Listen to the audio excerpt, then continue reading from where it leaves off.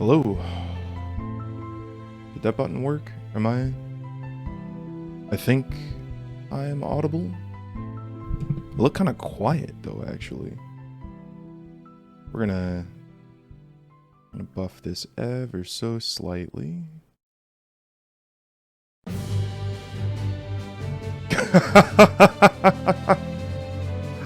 Okay, every time I start, like yesterday I was going through the VOD for this, and I started talking when this theme came up, and this song is louder than the rest of the soundtrack. It's like, oh, the sound's fine. Not anymore. Nope.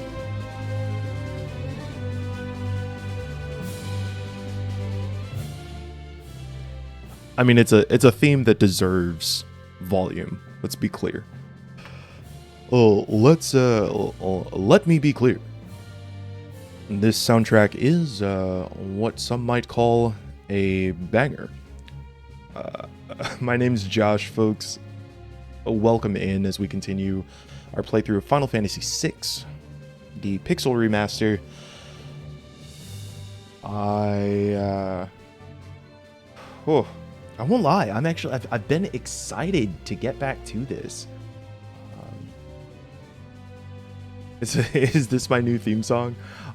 Some have said Terra's theme should be my new theme song. I'm now curious, if you had a theme song, what would it be? Folks, welcome. My name's Josh. I run Intelligame. We make connections between ourselves and the real world.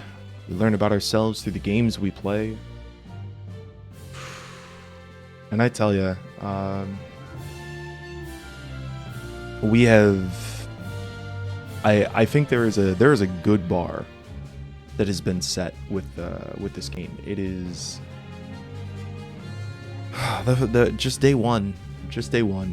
We handled so much, and I'm super excited to see what day 2 has in store. Honestly, I feel like this is going to be one of those games that it just goes by so much faster than. It's going to feel like it goes by a whole lot faster, you know?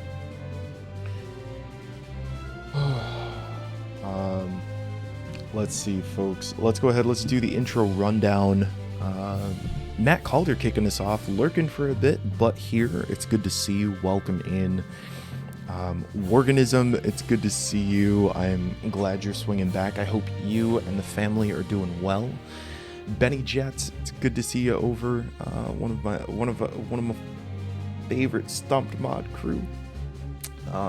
Y'all are all fantastic. Harath 1D20, good to see you. I hope things are going well. And Hefty Goof from the Fantastic Gaming Morning Show.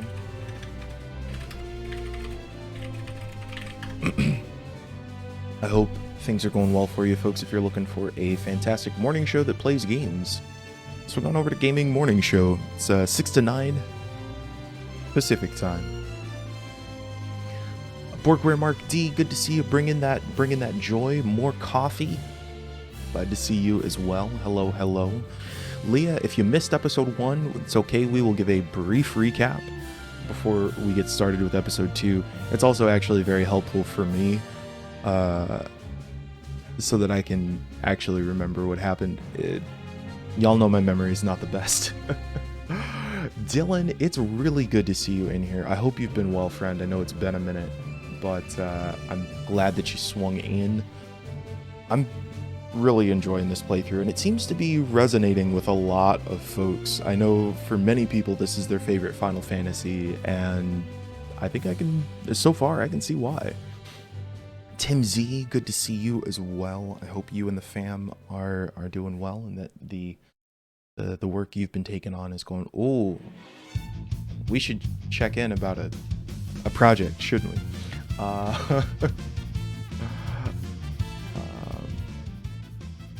Let's see. Benny Jets. Currently, it sounds like we were talking about witches. Well, I mean, there is one. That's right. His son's currently obsessed with Kefka's theme. I don't know which one that is yet. I'm afraid to go look, you know? Soundtrack spoilers. Factory Lava Room, it's good to see you in as well. Let's see. Benny Jet says, let's see. Your theme would be Milan de Chocobo. Okay, okay, okay. Renaud Marshall, welcome in. Time for a great classic. I honestly,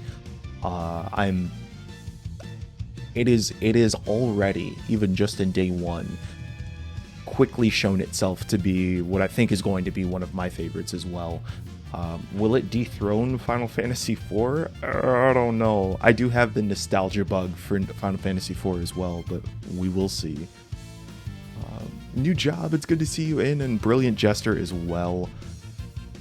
I think we got some good times going today, folks. Let's see. Dylan says, I have memories of playing this with my dad when I was 5, so it'll forever be my favorite Final Fantasy by default. I think that, honestly, it is... I think it's my friend Janessa who had posited this theory that for many folks, your favorite Final Fantasy is also your first Final Fantasy.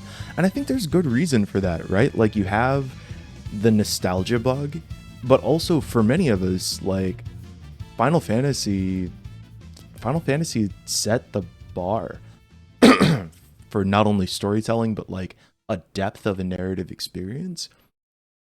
There weren't very many other, like, Square pretty much owned, in my opinion, especially on like the Super Nintendo, the sort of long form RPG, right? Chrono Trigger, Final Fantasy games, like when you're looking for stories, that was them. And it was such a strong contrast to so many other titles. Even thinking about, you know, if we think about something like the Phantasy Star titles on Sega, they seem to have some story, but I don't know. I guess I've never really heard anybody speak particularly strongly of the storytelling in Phantasy Star.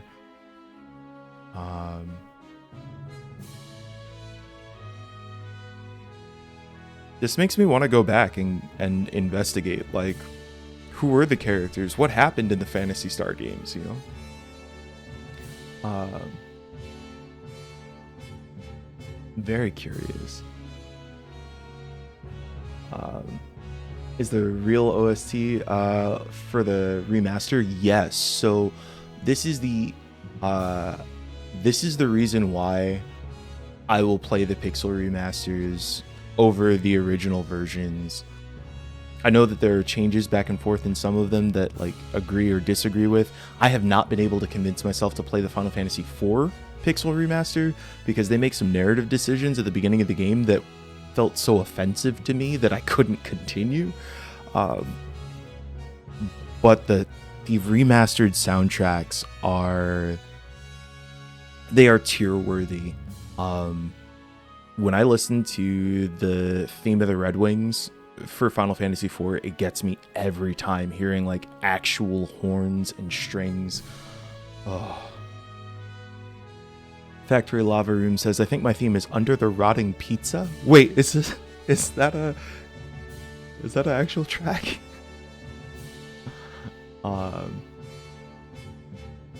Leah says, I wonder how much of my dislike of Final Fantasy as a franchise might have been the French localization being not great.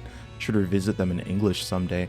I wonder about that. You know, we got our fair share of spoony bard level localizations as well, but I do think that they do still, the storytelling still holds up. The whole story of localization over time, I'm sure like that would be kind of a fascinating documentary, because especially when games were still kind of small potatoes compared to what they are now, you know, what does it mean to be like responsible for translating a script and a bunch of ideas when research is going to be a lot harder, getting, you know, cultural context for translations and things, like your budget is smaller. It'd be a completely different scenario, you know? Okay, Under the Rotting Pizza is a FF7 track. Oh, okay.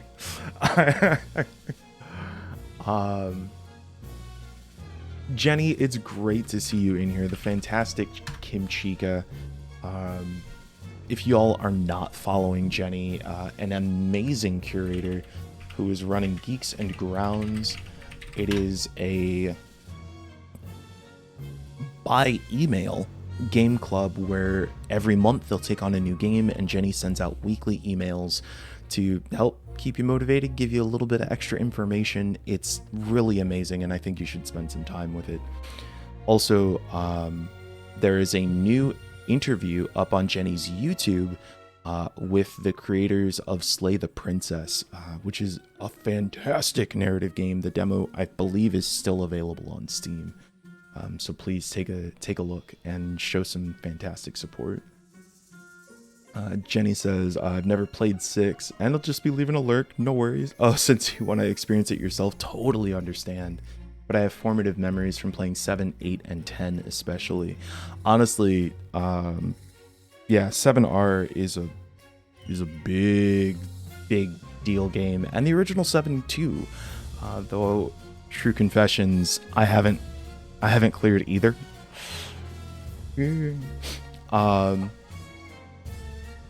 Factory Lava Room says, my first Final Fantasy is Crystal Chronicles, but 7 might be my fave. I'm still playing through the series for the first time. Oh, 7 is in my opinion, like, Final Fantasy 7 is a genre breaker.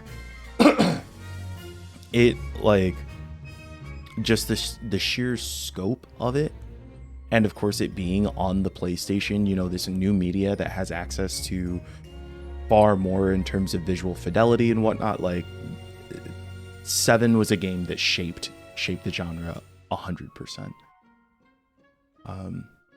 Wasn't Phantasy Star a Dreamcast casualty? Well, kind of yes, kind of no. So there were a series of Phantasy Star single-player RPGs that came out for the Sega and maybe the Master System 32X, I don't know. But Phantasy Star Online, episodes 1 and 2, were released for the Dreamcast and also the GameCube. And they're solid, entertaining MMOs. I don't remember any of the story. I just remember the combat and the loot grind. And it also lets you play local co-op on GameCube, and that was great. There is technically Phantasy Star Online still exists. Phantasy Star Online, I believe it's called New Genesis. And it is, as far as I know, on Xbox and PC. I don't know if it's on PlayStation. But it still, as far as I can tell, maintains the sort of combat feel of the old Phantasy Star Online. But Phantasy Star as a single-player franchise, I don't believe exists anymore. Final Fantasy VI is your absolute favorite, Benny. I'm hearing a lot of Final Fantasy VI fans. Final Fantasy IV was my first. It is very close to my heart. Renaud, we are on the same time. Final Fantasy IV / 2 in its original US release. Favorite Final Fantasy is Final Fantasy Tactics. You know, if we do a Final Fantasy marathon, I think we will have to include Tactics. Final Fantasy VI will likely be the game I've bought more times than any other game. Many strong things about Final Fantasy Tactics. And War of the Lions got a re-release, right? Let me see. I've heard its story is actually really solid. Okay, Tactics is not on Steam, but I think it's on Switch?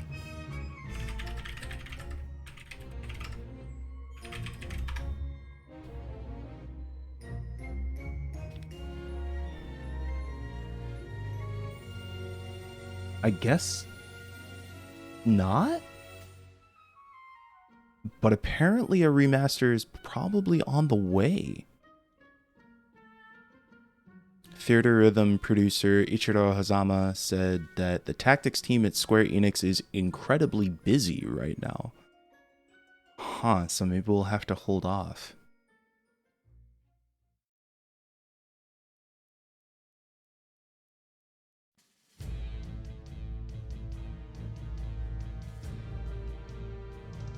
I think that's why more tactics characters haven't been included in Theater Rhythm.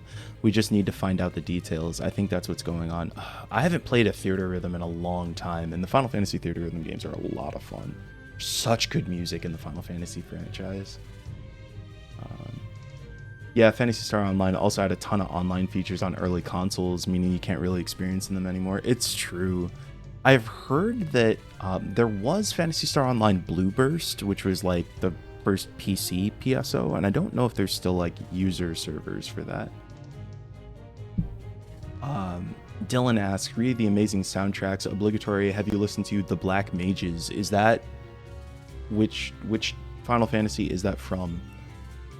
I am trying to main Black Mage on Final Fantasy XIV right now, so I may have some particular pride for that.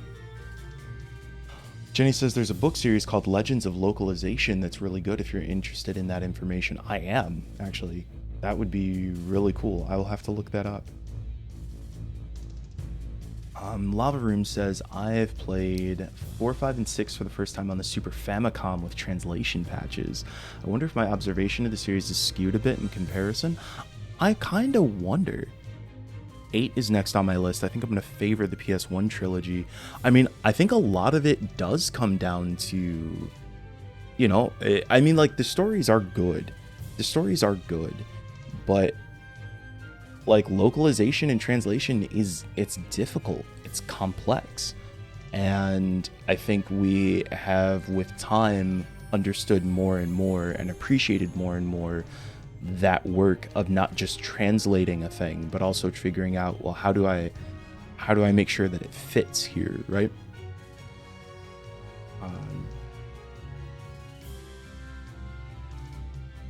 Leah says, as I wrote on Discord, 7R is in conversation with the original in very numerous ways, and that makes it especially fascinating and infuriating. I mean, I think that's a responsible way to handle a remake, though. Like, I appreciate the idea that, like, we as creators learn and grow. And if we're going to attempt to recreate something from the past, I think it's important for us to bring the new knowledge and perspective that we've gathered over time. There are certainly ways that I think we are in conversations with ourselves constantly. And so I imagine that there are places that feel like inherent contradictions. There are things that we like love that may not hold up as well. There are things that we might have not liked so much. They're like, oh, this is better. And I think if we honestly look at ourselves and our lived experiences from the past till now, we probably have that same feeling. So I would not be surprised if that is part of the 7 remake experience. Is this going to become a Final Fantasy 7 channel, or a Final Fantasy stream channel? Is that what we're going to do, is just play Final Fantasies for the next 2 years?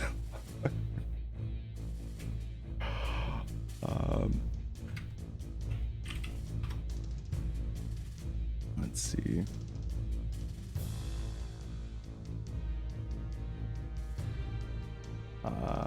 PSO2 does live on. Very good. Very good. Benny Jets, you're not doing a marathon, but doing the whole Pixel remaster for console. Wait, Brilliant Jester gifting out those 5 subs. Where is the sound? Are y'all hearing? Y'all are hearing the announcements, right? Okay, good. Well, yo, Brilliant Jester, thank you so Brilliant Jester, thank you for gifting those 5 subs to Matt Calder, Folkloral, Valace06, Yeti Get Ready, and Ezek Startown. Folks, please throw some hearts in the chat for that support. I so appreciate it. All of this support helps me keep this going. And Raynaud Marshall coming in with the Prime sub. More hearts in the chat, folks. That is super appreciated. Gracious. And Benny Jets coming in with the Prime sub as well. We're kicking off the whole thing. Thank you. For, will likely be the game I've bought more times than any other game. I totally vibe that, and I likely, frankly, yeah, I did that with Final Fantasy IV. I think I have purchased every version of Final Fantasy IV that's been released, with the exception of the original Super Nintendo cart.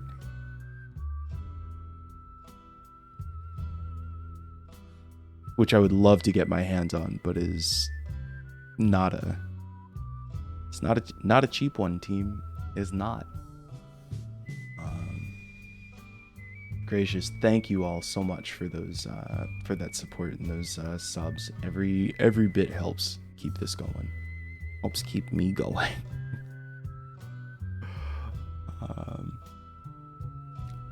Dylan says I played Tactics for the first time a few months ago. I loved it, but I'm glad I had frame skip and save states. I'll bet. Jenny also thinking of doing yeah, that pixel remaster, just doing 1 through 6 like that just makes it so palatable to want to go from back to front, or front to back, whatever it is. Yeah. Let's see. The Black Mages were a Japanese instrumental rock band formed in 2002 by Nobuo Uematsu, Kenichiro Fukui, and Tsuyoshi Sekito, who were 3 video game composers for Square and Square Enix. They arranged the Final Fantasy video game series compositions in a hard rock style, similar to progressive metal. I've not heard that. That's wild. I'm telling you, the compositions that come out of, like, there are some amazing compositions based on Mega Man soundtracks. There's a jazz album based on the original Mega Man X. There's a 25th, I think, a 15th anniversary collection of Mega Man Battle Network music. It's just, it's so good. Lava Room says, even if 7's translation is a little goofy in some spots, I think I prefer it over the remake stories so far. Just treated the characters in a more nuanced and less, okay. I wonder. I would be really curious about that. I would still have not gone through the original 7. Dylan says, retranslations, the remake definitely does 6 some favors when it comes to some controversial dialogue that they update. I'm sure that you folks will give me the heads up when that happens. I would love to know when those happen. Leah says, my frustration with the Legends of Localization book is that analysis generally focuses on English translations, but there must be so much unique to things like French ones. Funnily enough, the GameCube PS2 era had some stellar French dubs that are way better than English ones. Really? That's wild.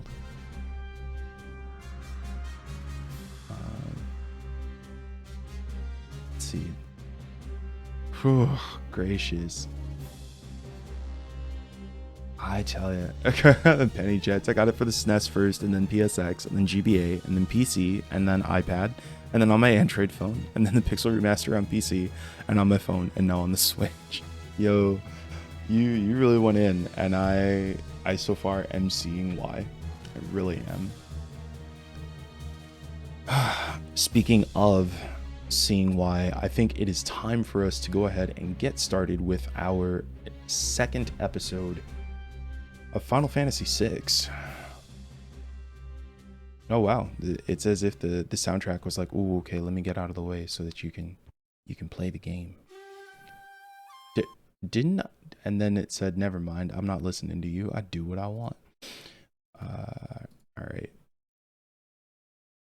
So, as we get started, let's see, get this queued up. As we get started, let's go ahead and recap last time on Final Fantasy VI. We should let it load first so that there's music. And of course, as we get started, folks, we'll do our sound levels check. Squirrel, good to see you. Welcome. I hope you're doing well. I think we're going to need a buff.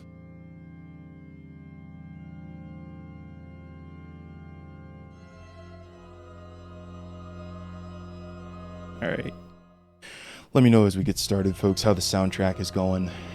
Welcome into episode 2 of Final Fantasy VI, our Intelliplay, where we take a deep dive into the story, themes, characters, and just overall narrative of Final Fantasy VI. It is already so incredibly strong a game.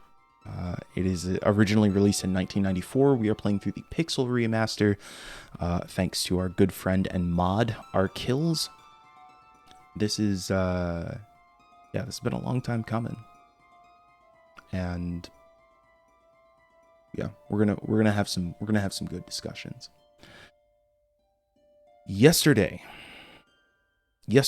on Final Fantasy VI, you're gonna go to the main menu thing, right? Is that where we are? Oh, okay. Well, excuse me. Pardon me. There we go. All right. So, yesterday on Final Fantasy VI, we just got started.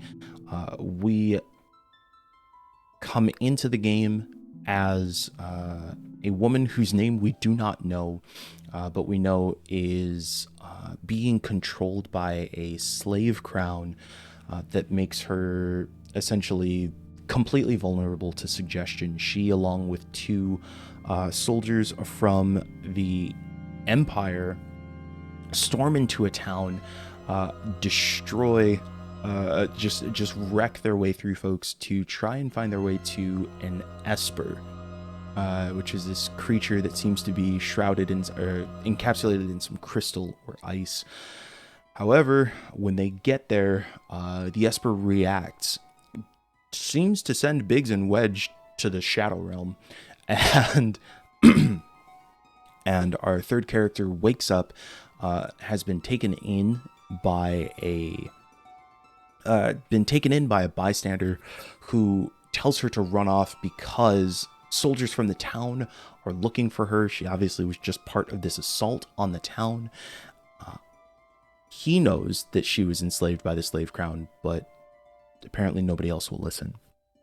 A man named Locke comes and escorts her, who we then find out her name is Terra.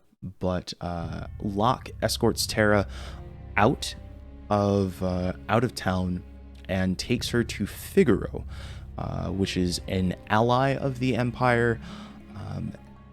And we're not sure why we're going there, but we do end up meeting. I always call him Edwin. Is it actually Edwin? Edgar, see? I knew it. So I end up meeting Edgar, the king of Figaro, who turns out actually is part of an alliance of folks who are pushing against the Empire called the Returners. Biggs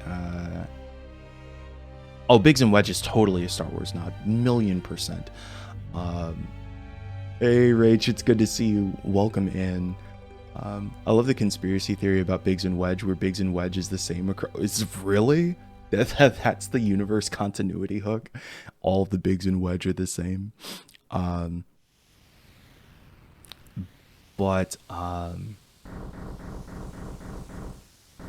Yeah, so when we get started, the group ends up leaving Figaro because Kefka, who wants to get Terra back, invades Figaro. Figaro is a castle that goes under the sand, just vanishes, and the party retreats to South Figaro, and then eventually to a secret cave where they meet the leader of the Returners.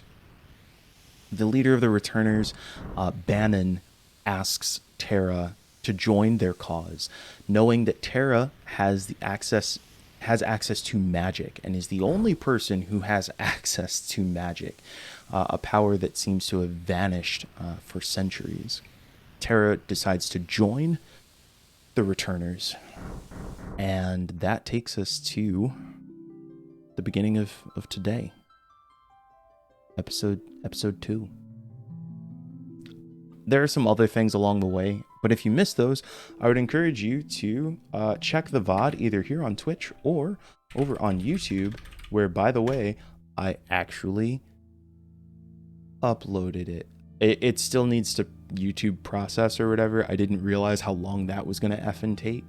I also should have handbraked the video because it was like 13 gigs, which doesn't make any sense because it was like 4 gigs when it just plain recorded, and somehow it became 3 times the size. And I'm like, you can't increase in quality like that, right? I don't know. Anyway, so you made it to the returners hideout last time. Yeah, I don't know. I feel like we did move pretty quick, especially for Intelligame style pacing. But we're making some good time. And also, folks, please throw some hearts in the chat for Arkills, who has been one of the biggest advocates for us playing Final Fantasy VI, and also gifted the copy of Pixel Remaster for us to go through today. Okay, folks, it's time to get this started. We're at the returners hideout. Oh, we also did meet what did Edgar and Sabin? I haven't decided how to say his name, but we also met Edgar's twin brother, who was being trained by a martial arts master who Duncan, who was apparently killed by another pupil who was upset that he believed that Sabin, whatever, was going to be chosen as the official successor. So, our new party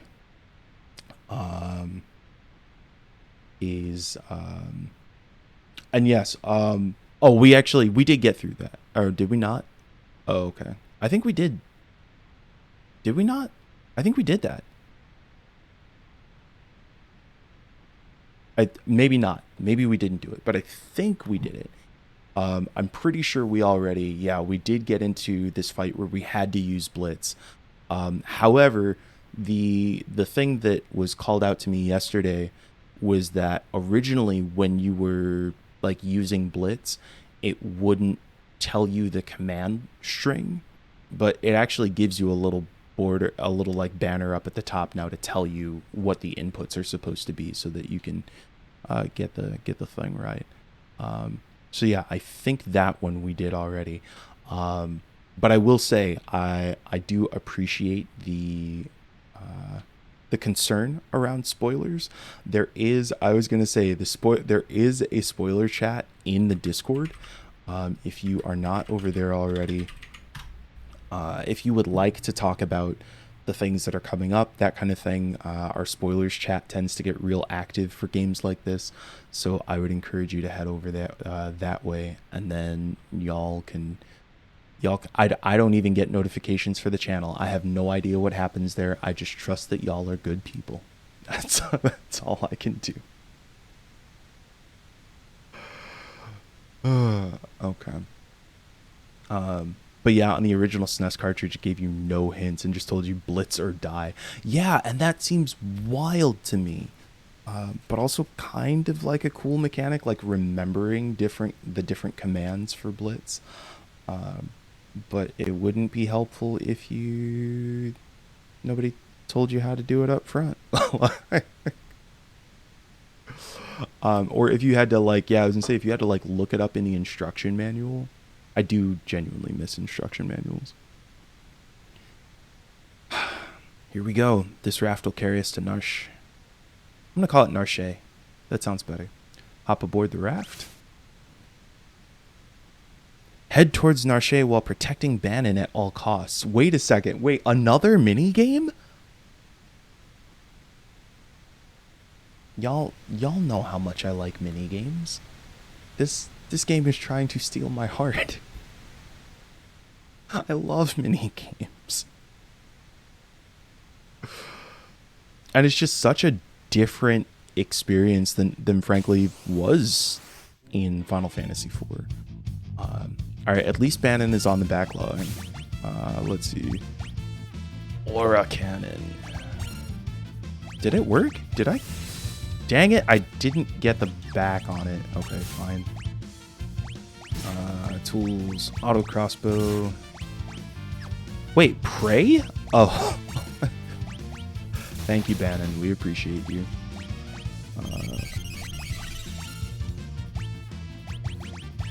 I also did turn active time battle back on, which I always kind of enjoy. Keeps the pace up. Alright. Edgar is so strong with that crossbow. It is ridiculous that, like, I'm like, is this just... Oh, we get to choose a direction. Left. Good. Hey, Smolecule, it's good to see you. Let's see. Pray here, tools. Is 6 the only one that has those switch up features? Other games after Final Fantasy VI also do that too. And I'm not sure if Final Fantasy V maybe does some of those sort of like mini games and switching up things a bit, but 4 was really...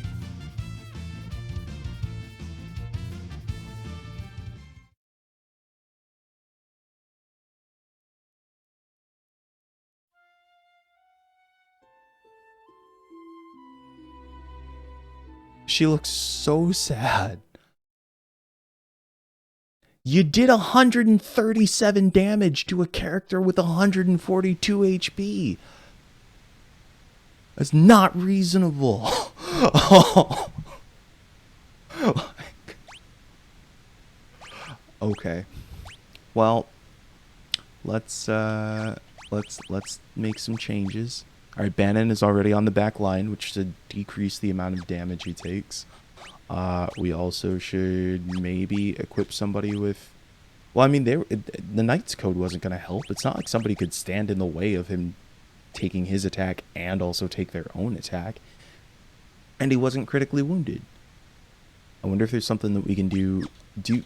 Are you wearing any armor, Bannon? Oh, okay. Yeah, we can't change it anyway. Let's see.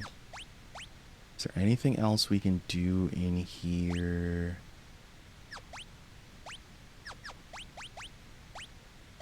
I feel like we just got wrecked. Like I think it's just unfortunate that sometimes you get wrecked. Oh, I forgot about the Genji glove. Okay, it allows the wielder to dual wield. Wait. Oh, that's right. Locke left the party because he was supposed to go... Okay. I suppose that we should then... should we give it to Terra? Does Edgar have more? Let's see. 66, 74, 81. But we don't have another Metal Knuckles. So I guess... Let's equip you with the Genji glove. Relics associated with equipment have been changed. Your equipment is set to optimal. Oh. So they were just all... Oh, wow. 112 now? Okay. Okay. White Cape will increase defense, magic defense, and magic evasion. Let's go ahead and give that to you. Gygus Glove boosts the wearer's physical attack power.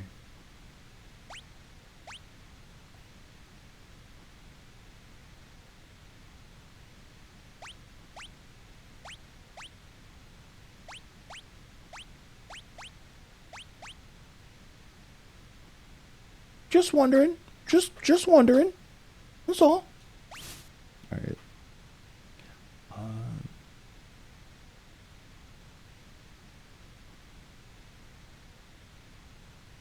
Okay. Let's see. So, magic fire. All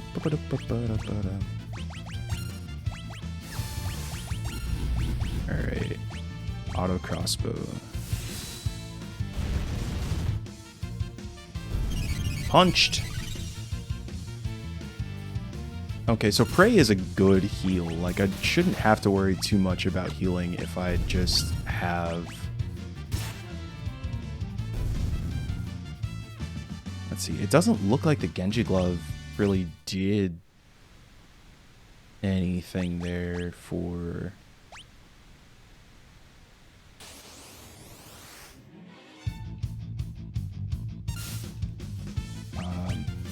It doesn't look like the Genji Glove did anything to really change the... Let's see.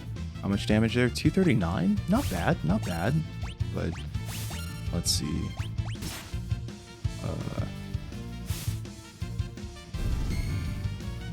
57. Okay, yep. Nope. You're not an attacker. You're a prey.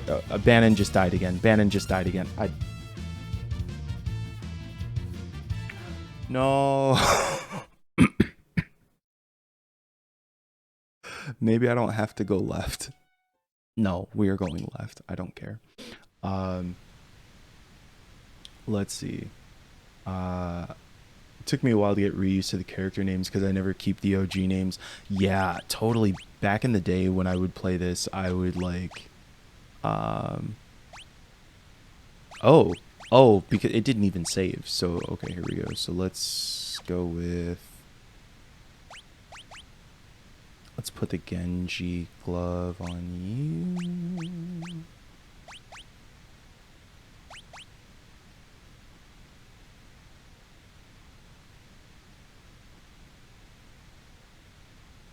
Oh, it just says defense +5. Okay, cool. Like Squeenix, you don't have to use the font that comes with Google Docs. That is the one thing that super frustrates me about this it just looks very generic. And now I will say that the re-release of the game on Switch, the Pixel Remaster series on Switch, apparently comes with a new typeface called, I think they call it like Classic or something like that. I don't think it's called Classic, but it looks like it has a little bit more spirit to it. I know that there is a, what is it? Didn't we check it yesterday and there was some sort of re-equip to optimal, continue auto battle. I could have sworn that there was something we did to change the text. Maybe not. You can enable scan lines, which is interesting, but truly is the one thing. Hit me up if you want to replace it and want help. You have the wait. Like with a mod? Is it in the workshop? Is it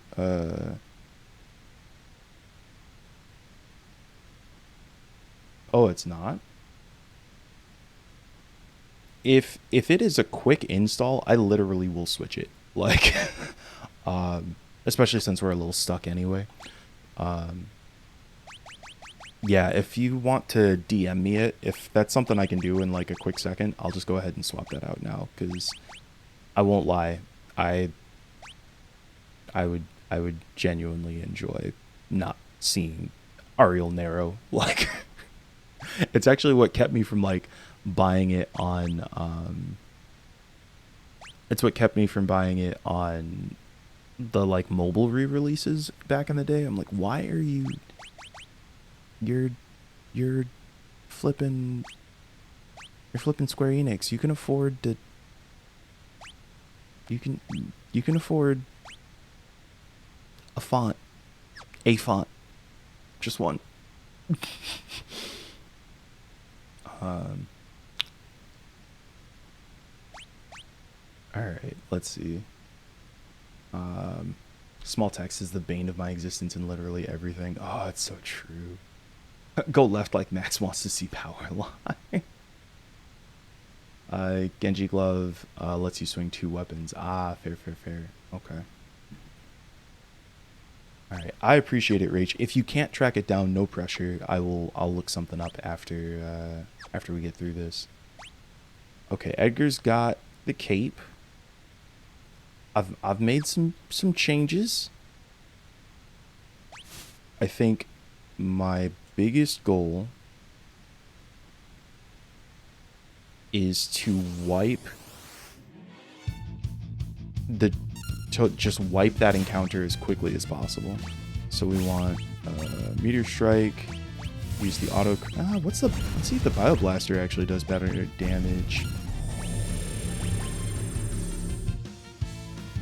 It doesn't. it does not. It in fact does not. No. Okay, well that's fine. 25 is reasonable. Auto crossbow. Yeah, there's almost. It feels like there's just no reason.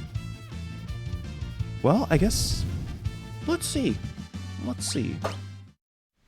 It might be a better idea to have Terra use the gloves, since did I give Terra the gloves? I don't remember. Anyway, always yell about accessibility, as should. All right, pray, meteor strike.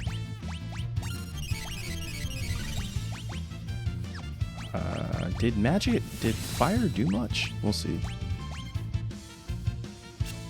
Well, oh boy. All right, come on. I think we're gonna. Don't let me say it. I was like, don't. It's like, are we gonna survive?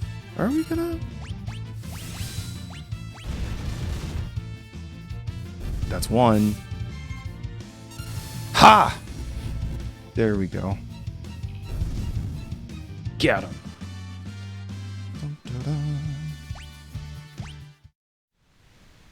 It only took like 3 or 4 times.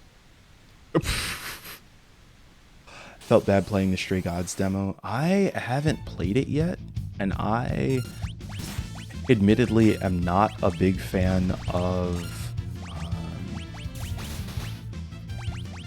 I am not a big fan of musicals, so I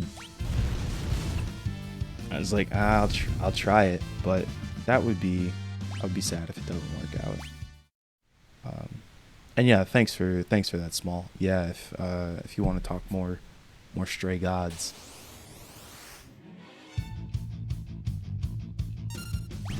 Are we gonna? No, don't let me say it. Don't let me say it.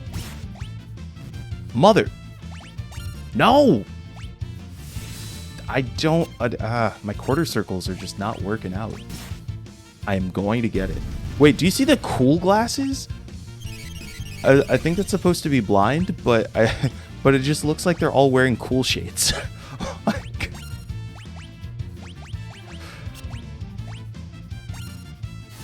There.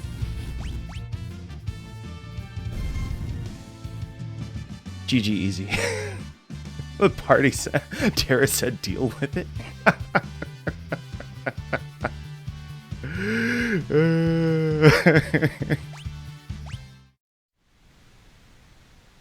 Wow, everybody at the same time. They're all. Oh my gosh. I feel like that. I now want that to be an emote, is Terra with the deal with it shades.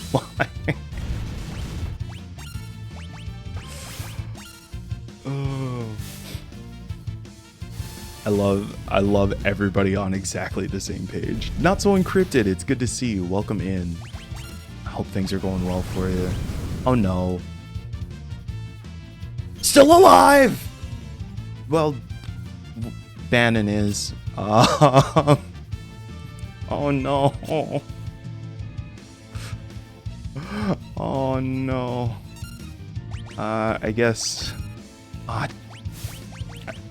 I definitely did not do any input command. Yep. I guess the Lopros said deal with it. That's unfortunate. Oh boy, come on. There's totally not going to be a boss fight at the end of this river. None. Work schedules made stopping by tough, so I'm glad I could today. I'm glad you could too. Wait, let me stop. Okay. Thank you. Oh, how did you know I needed life? All right, well, we will save on a new file, just in case I've made a critical error. I think I've got a... Sleeping bags don't work for revives. I'm actually going to assume that tents then don't either.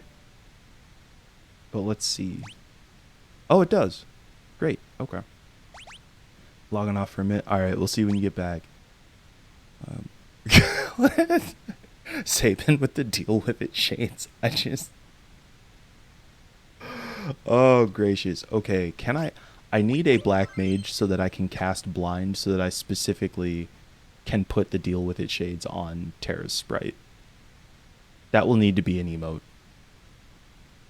If somebody can find that, I will make it an emote like right now. Oh, 20 save files. Sick.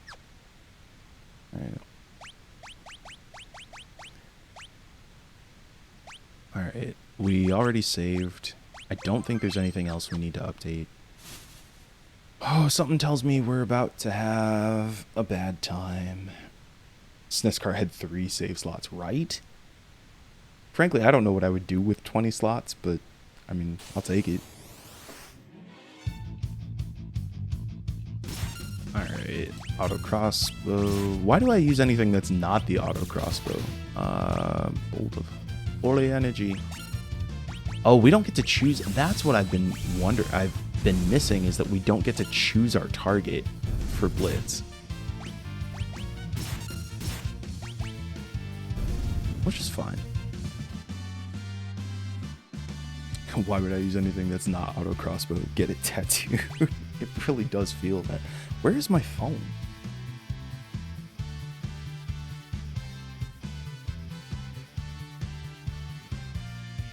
I think I just left it upstairs. I think I'm fine. Okay. Hey, which way now? Up or left? Left. What if instead we have the Yoshitaka Amano portrait of Terra with the pixelated sunglasses, like the one that we see for the like profile picture, the character profile picture. Get him. There we go.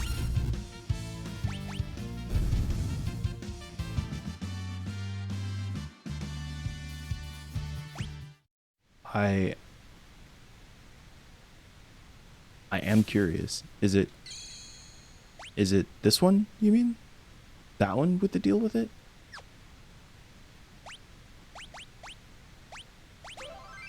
Yeah, I'm gonna keep saving. If you're gonna give me a save point, I'm gonna use it.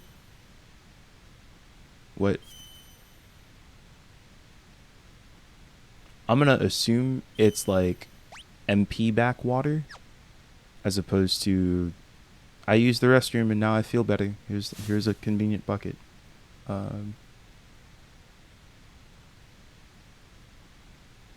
Nope, that is not lore. That is not. We are not making that canon. Nope. All right. Go here. Autocross. Or cannon. Come on. We got to get one of these.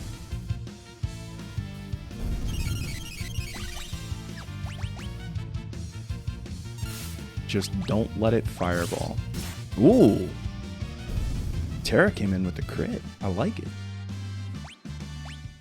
You know, honestly, if Terra is going to be swinging with manual attacks, then Terra should probably... Did I give Terra the glove for stronger physical attack? Oh, sweet. Got a DM with replacement fonts. Fantastic. I'll look that up in just a second.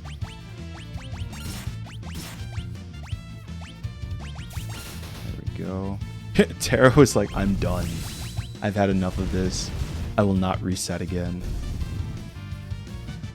Were save points this... Were there just as many save points on this raft ride in the original 6? Oh no. Hey, what do we got here?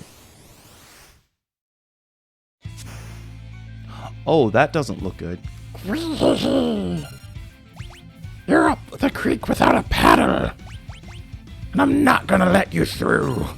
Okay. Does that make me a bad octopus? Why are you asking me? That seems like the strangest contextual conversation for this moment. Like, what would my octopus rating on Yelp be? Ouch! Oh gracious.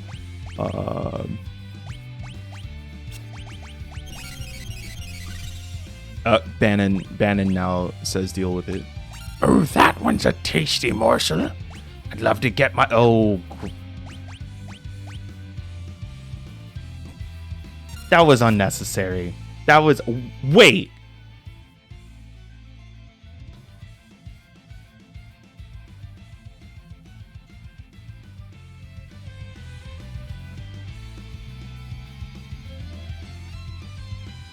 Did the game just do that?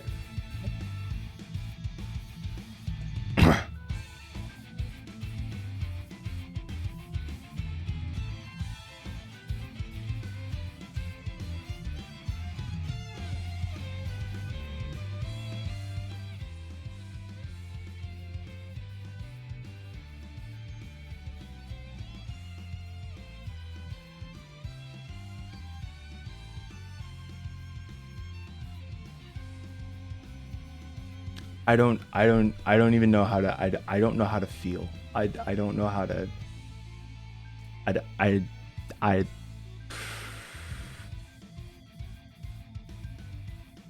boy, oh boy. Okay.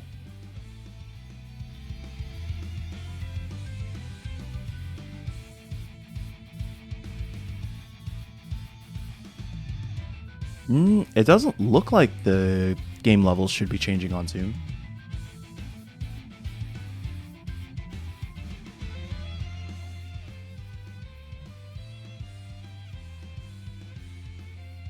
That's the ultra. Something like.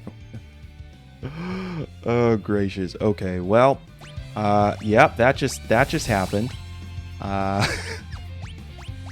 You deserve that. You deserve that. Okay. Does that mean?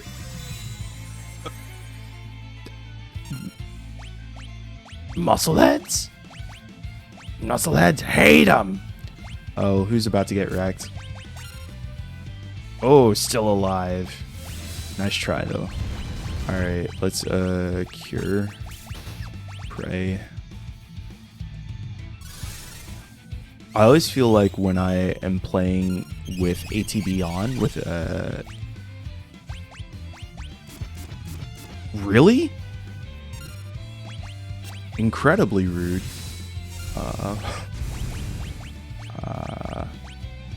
Need to heal up Sabin.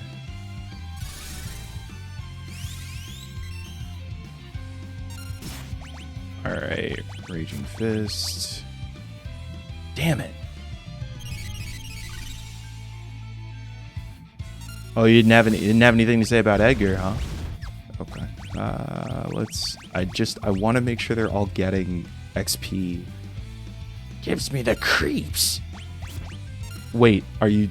I was like, I swear, if you just one-shot this guy.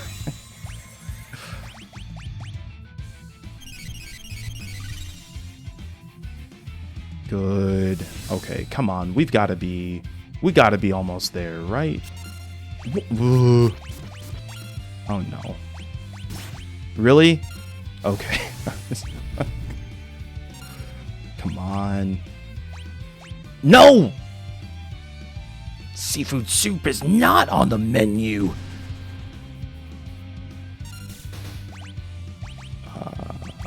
Come on.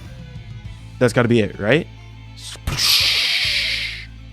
Why do I feel like this is not the end of this fight?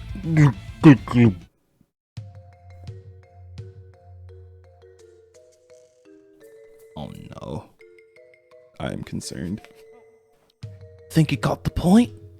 I wouldn't bet on it. It's probably just hiding down there. Ew. Yeah, that's the correct answer, Terra. I am sorry that this game did this to you. I'm sorry. Something's stuck to my leg. Terra, get away from there! We should be all right now. 8-armed freak. I'm gonna smash it with a blitz! No, Sabin! Out of my way, Edgar! I love the surprise sprites on this. Well, he's always been a bit rash. Sabin. Oh, he'll be fine. Are you sure, Bannon? You're his brother. You should know better than any of us. Any second now, he'll flop back up onto the raft right as rain. Wait, what? But Sabin's still on the raft, right? Is that sprite not supposed to be there? Or was he supposed to have, like... Huh. Game's a little glitched. Okay. Yeah, thanks for that clip, Matt. I appreciate it. Yep, just got a little bug there. Alright. What? I think he missed the onto the raft part. Sabin! Sabin, you're on your own now. Wait. Sabin! Oh no. Oh no. Well. Edgar and Terra race towards Narshe while protecting Bannon.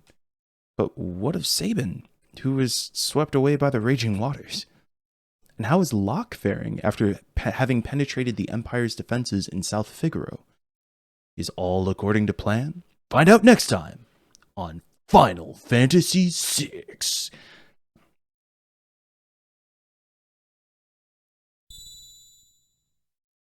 Really?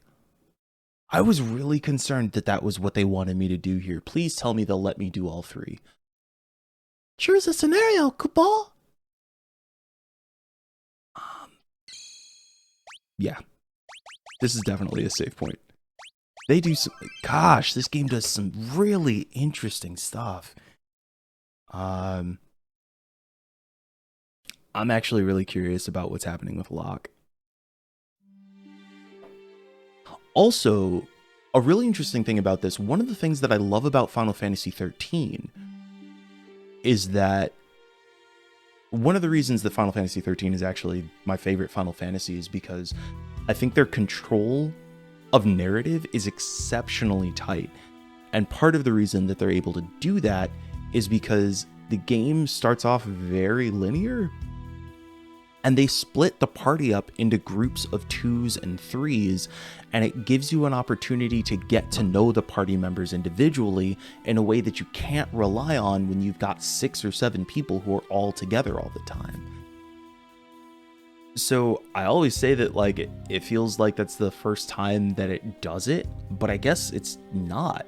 To a certain extent, we have that here, and it's not, and it, like Final Fantasy XIII, is putting these 3 different groups in very different situations, which makes it like we get to have more depth about the story and the world as a whole, because we don't have to say, okay, well, we're telling one story and the camera is in one place with 7 people, any 3 of whom are in the party at any time. We don't know which ones are leveled more than others, so we can't necessarily require a boss fight to have this character because the player may not have been using them. Like, this is a really interesting innovation. This is really cool.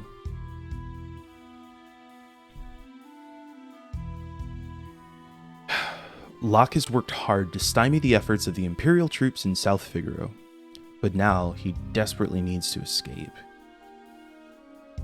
You know what?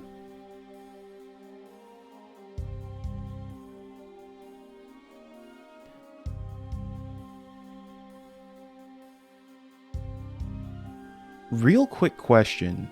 Damn it. Gotta make tracks and get to Narshe. Okay, real quick question, and this will actually shape what happens here. So this is a real question. Will it have us play through all 3 scenarios, or is it going to choose one and then we'll end up having everybody meet? Okay, great. Because if it was gonna be just one scenario, then I was gonna go back and have y'all choose one. It's like y'all have more knowledge than I do. You can pick the right one. Duncan's wife. Rich people's homes always have secret passages. You just have to search until you can find a place where you feel a draft.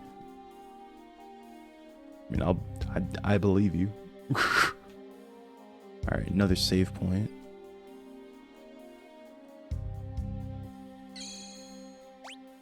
May as well take advantage.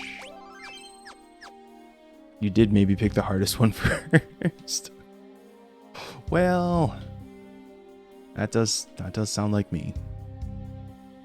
All right.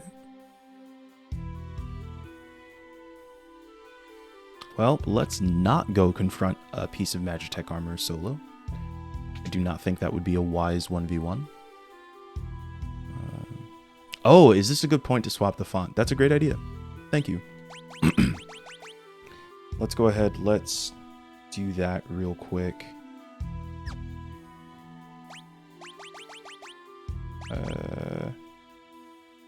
Is it in config? Yeah. All right. Let's see. Let me throw some music back on.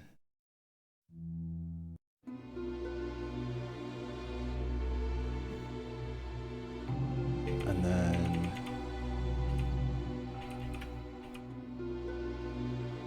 find my Discord.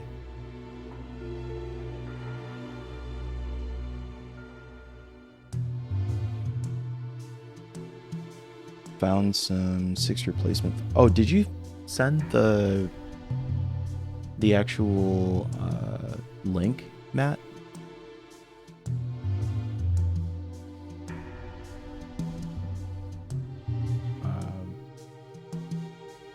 Oh, thank you. There we go.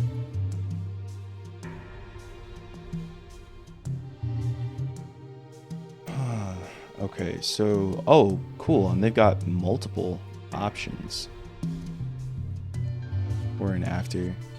Oh yeah, that is much better. IMO. Okay, extract the folder, and inside should be 2 of these. Okay. Boom, boom, boom. Dum, dum, dum, dum. Dum, dum, dum, dum.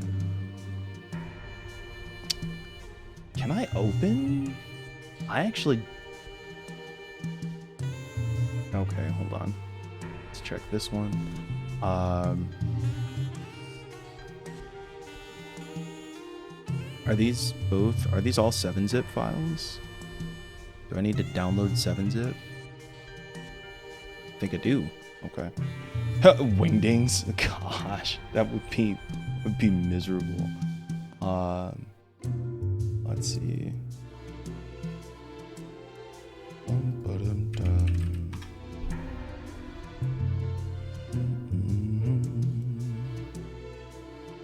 I just don't understand why. Pardon me. Just why would they decide to do this? Like, why would they have this trash font? But you know, honestly, like, I'm sure there's a reason for it. I'm sure there's some reason for it. All right, so let me grab 7-zip real quick. How are you folks enjoying the game so far? Like, I think there is... I already am just... I think I'm really taken in by how much it feels like it really innovates on what I expected. Like, the jump that it feels like takes place from Final Fantasy IV to Final Fantasy VII is huge. And the jump from Final Fantasy VI to Final Fantasy VII is also still fairly large. But it also it also makes more sense in this context. Like, the entire concept of like, oh, okay, well, there are some things that they're testing out. Again, these like mini games, the splitting up the party, which I maybe just didn't play far enough into 7, but I don't really recall that happening in 7. Wait, do I already have WinRAR? Did I not need 7-zip? No, I guess I did. Okay. Why isn't it install? 7-zip is installed. Okay. So we're gonna grab you.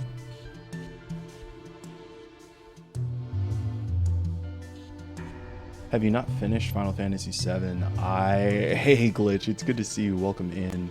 I actually haven't. I played through. So when I played Final Fantasy VII the first time, what happened? What happened? What was the? I wouldn't call it a good reason, but I know there was a reason.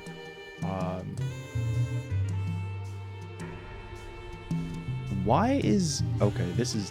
There it is. 7-zip file manager. We're gonna open this font folder.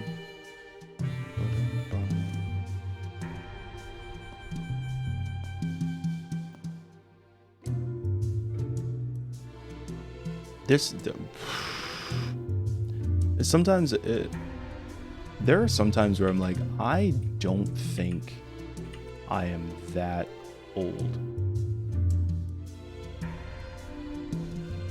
And then there are other times where I'm like,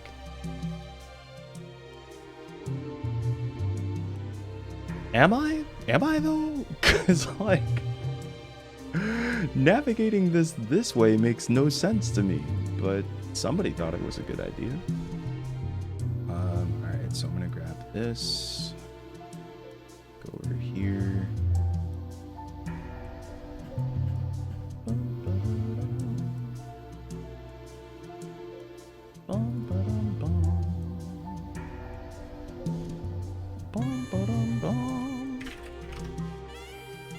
Alright, so we have downloaded the font files, and now I have to right click the game, go to Steam,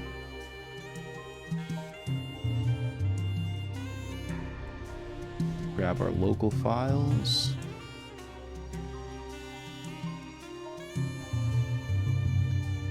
go to the Final Fantasy Pixel Remaster Data Streaming Assets folder. Move the 2 downloaded files to replace the default ones. Okay. So we're going to go here.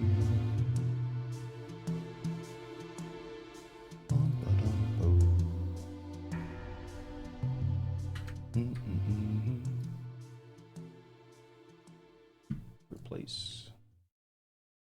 Save flight repair. Save flight replace. There we go. Sweet.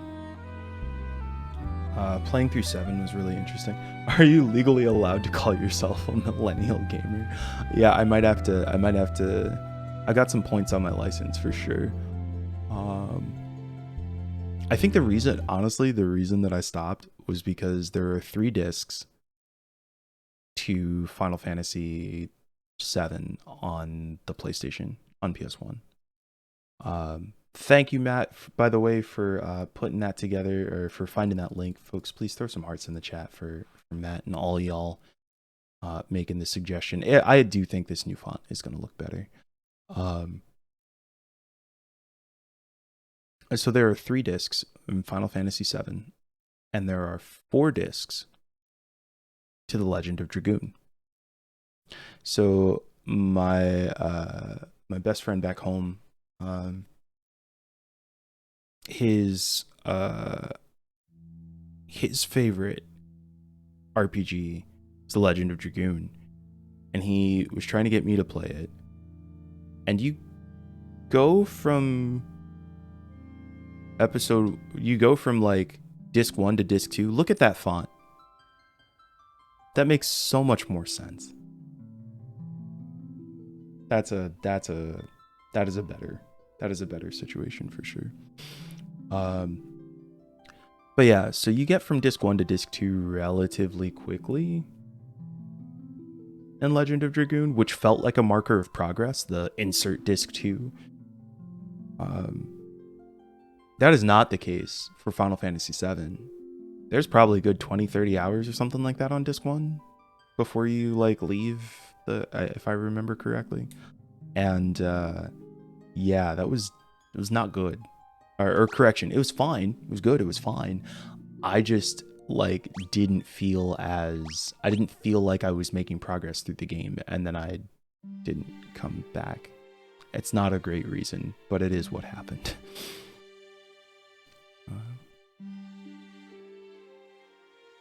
There we go.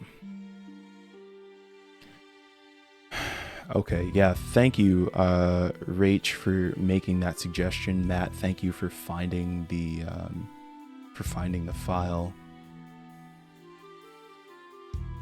Did we? Oh, come on. Okay. Oh, great. We just reached the. We just put some Metal Gear Solid in our. Did we just put some Metal Gear Solid in our Final Fantasy? Is that what happened? All right, that's fine. That's fine. We can handle this. The layout is still yeah, I can't imagine that there'd be a single mod file that would take care of all of that, but stay away from those armored soldiers. They'll kill you for just talking to them. So, you're the infamous thief, Locke, aren't you? Okay, now that was just plain rude. I'm a treasure hunter, and don't you forget it. What was I just thinking of?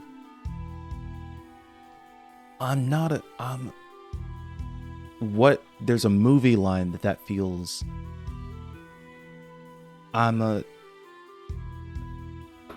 You're a... No, I'm a... Shoot, it's gonna come to me at some point. Oh, wait, why am I fighting the merchant? Oh, it's like, oh, because you called me a... How dare you call me a thief? I'm a treasure hunter. I'm real mad. Oh my gosh. Stole plumed hat. What? Stole his glass?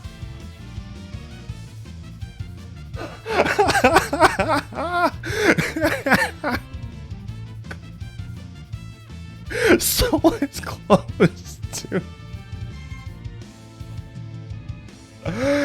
Oh. Oh.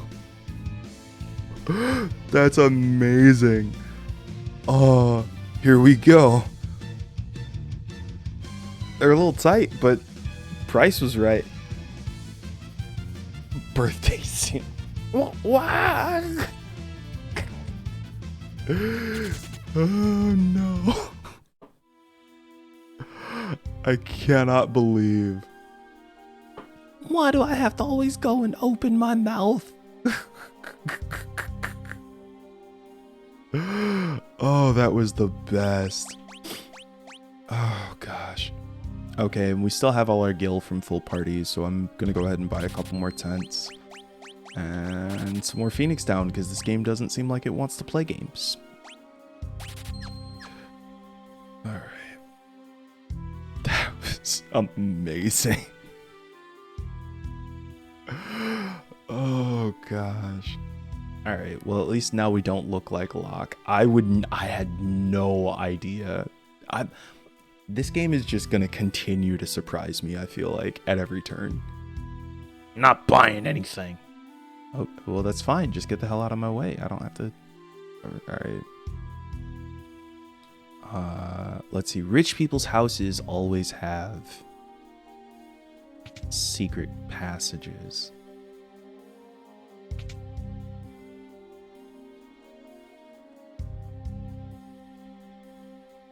Oh, that's right, the cider guy. Ooh. Okay, this is fine. Oh, the plumed hat. I always forget to check my items after I get them. Plumed hat. Oh, we have 3 of them? I got a full party worth of them? Okay. Looks like it's not as good as the bandana, but it'll be useful for the rest of the party when we get back.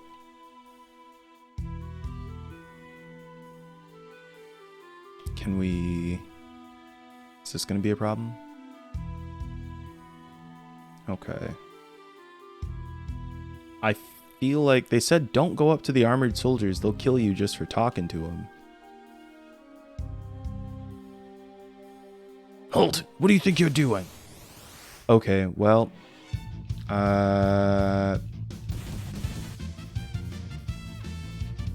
you know, they did warn me. They did tell me. In fairness.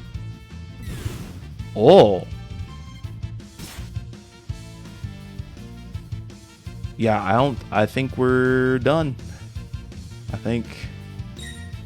Hey! There you go. Alright, well, gotta know when to beat feet, I guess. I was like, yeah, now that I've got this merchant costume, I can totally destroy a piece of Magitech armor. Yep, that was great. That was wonderful. Let's maybe use some potions, huh? Let's maybe get some health. All right. Oh, I can't buy more high potions. Okay. Yeah, and I do appreciate that, folks. This is my first time playing it, so I'm trying to learn and experience it for the first time. So I know it is exciting to be able to share that knowledge, but just ask you to give me some space. But I will ask for help when I need it. I'm getting better, by the way, at like not beating my head against a wall for hours. Which, if you watched Outer Wilds, for instance, but Outer Wilds is a game I feel like asking for. Yeah, it would have just broken the spirit of how I was experiencing the game. Okay, if rich people's homes always have secret passages, you just have to search until you find a draft. There has to be a draft somewhere, then. Outer Wilds is a 12 out of 10 game, 100%. I absolutely play this game so many times, it's to the point I genuinely have no idea when I didn't know so much of it. I honestly, yeah, Outer Wilds is one of my top 3 games of all time, period. It is an absolutely phenomenal storytelling experience. I've never played another game like it. I really can't recommend it enough. Is this a rich person's house? Do you have a secret passage? Is there a... Just cause I don't have cider, but... Okay. There's something I'm not getting. Save point is down those stairs. I have... Now, people have... Wait.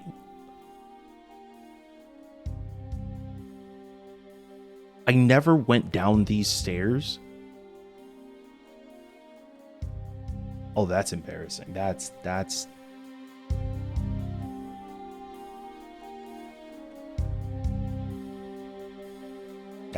embarrassing. Okay. Well, Grandpa used to be a servant for the richest family in town. You're a merchant, right? Okay, go ahead. Oh my gosh. Are there stairs in my house? There are. Yeah, honestly, like, Outer Wilds was an amazing game. Not only because the game itself is just phenomenal, but also like it was a really big community builder. I think there are a number of folks. There are a number of folks who are here that found out about this stream through our Outer Wilds playthrough, and I'm still really thankful for the amount that y'all like shared it and hyped it up. I thought we had some really amazing conversation. Got a potion. Wait, Can I take that? Can I take it? No. Oh, okay. I've had it since launch week. Right. Did you do the DLC as well? Yes, actually. I think that's like the first game where we've played the DLC back to back from the base game. Those low-ranking soldiers in green love to start fights, even though they never win. They're so slow, you could steal the clothes right off their backs. Oh, I can do that. Sure, I'm up for that. Noise Blaster, Bio Blaster.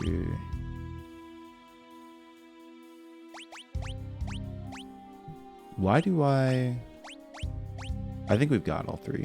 That's fine.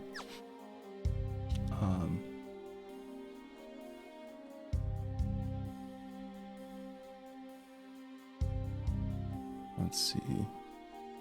Soldiers in the Imperial Army have different ranks. The greens are the low-rank grunts. Okay, that's fine. Okay, I don't think we need to... Yeah, we don't need to shop here anymore.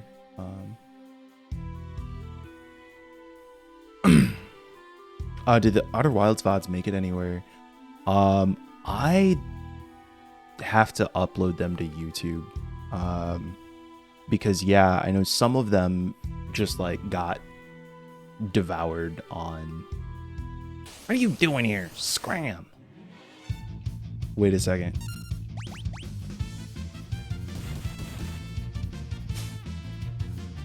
Still high potion. And the clone. I love it. They're a bit too large, but he didn't charge.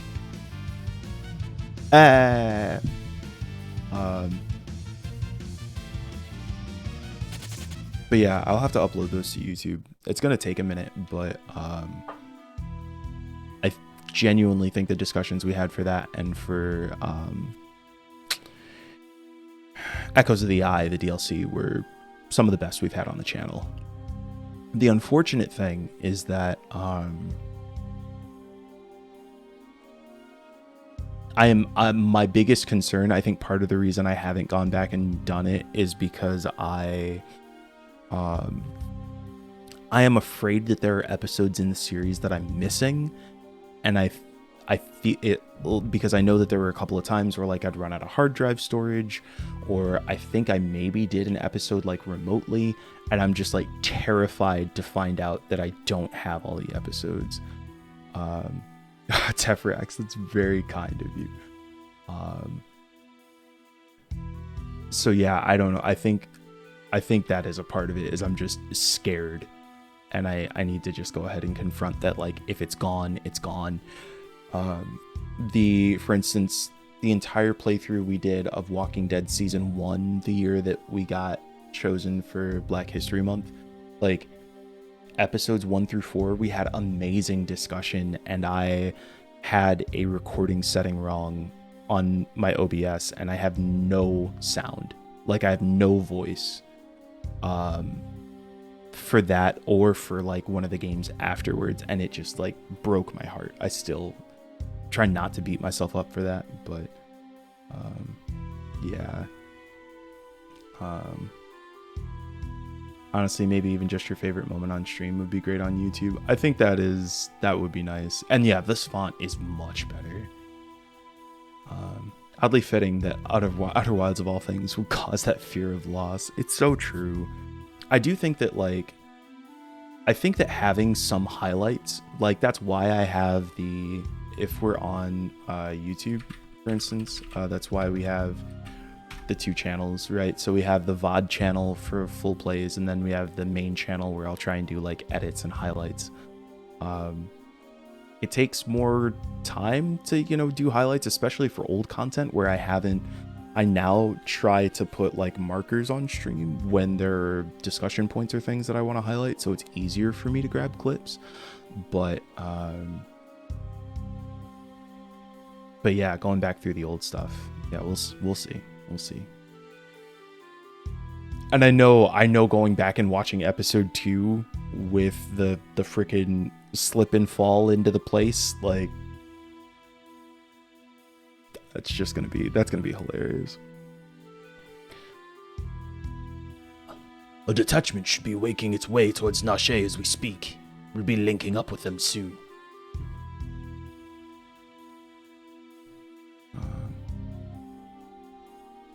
Leah, that's... Thank you. I had no idea. Josh's Echoes playthrough made me reinterpret the entire dang game. I had no idea. I really appreciate you saying that. I really do feel like I said, that discussion was so good. And I'm glad that you were able to be there and be a part of it. And help inform a lot of it too. I don't think... This town's under Imperial occupation. Okay. Well, I guess we're not leaving that way then.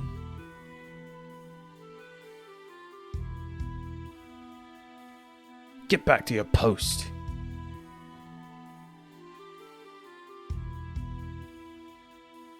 Alright, let's see. Seems our famous lady general turned traitor.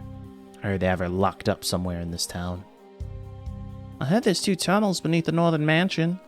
One leads to another house and the other leads out of town. Yeah, see? Yeah, you never get me, copper. Yeah.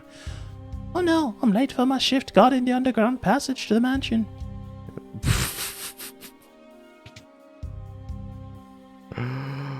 Okay, so we need to find an underground passage to the mansion. Terribly sorry, I just ran out of everything I had to sell. Guess I'm out of luck.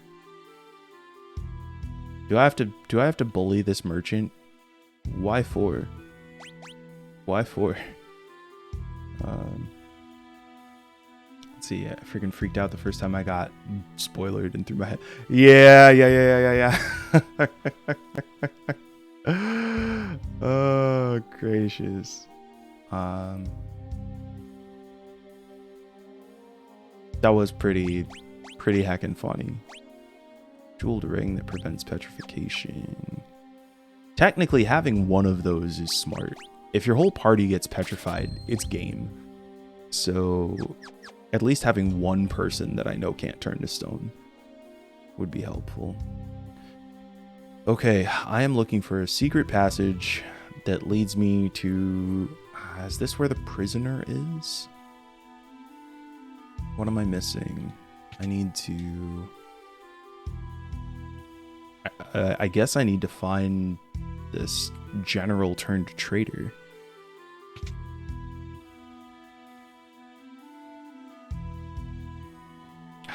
Am I gonna have to bully this merchant? It's the only thing I can... Lie to me, will ya?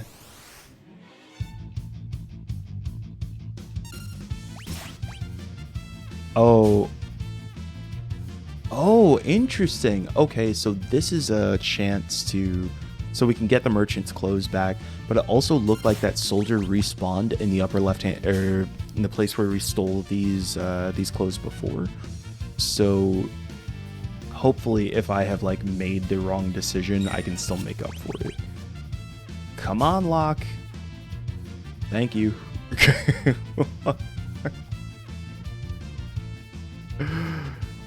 A little tight, but the price was right.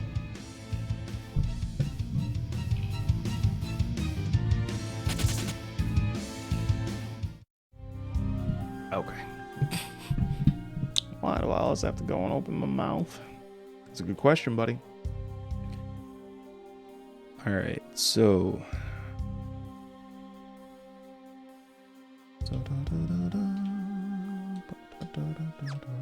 No fellow merchant discount? No. I know what happened last time we did that, and it wasn't good. We know the green ones will let us change costumes. There's gotta be... Why would I need another merchant costume?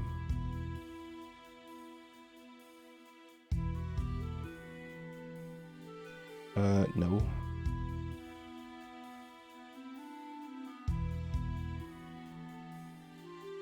Okay, up there is where we go get our other costume. These are 2 stores, but...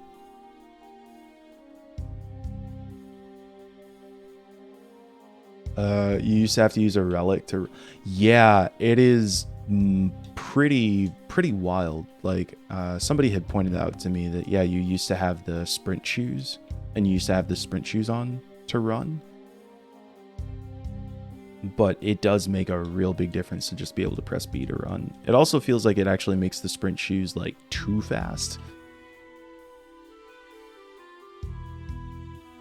Alright, let's see.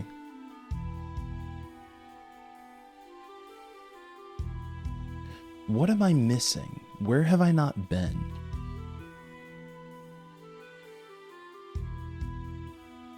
Okay, so I come through here.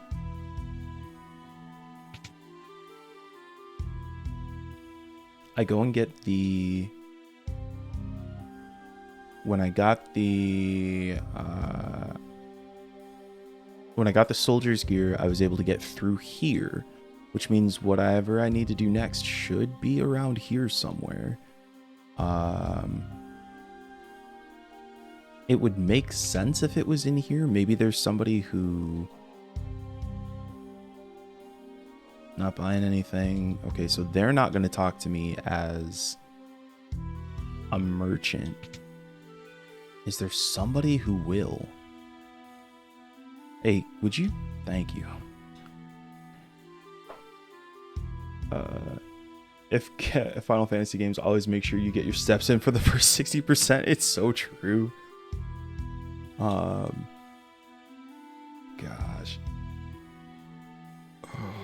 It's like, there's got to be something to do. I just have no idea what.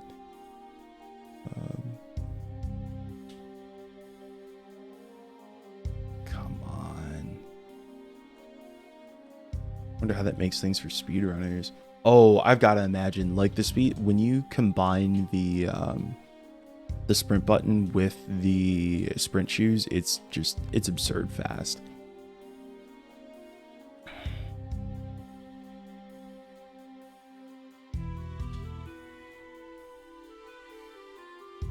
Where would I be able to... Why did I do that? What was I... Why did I...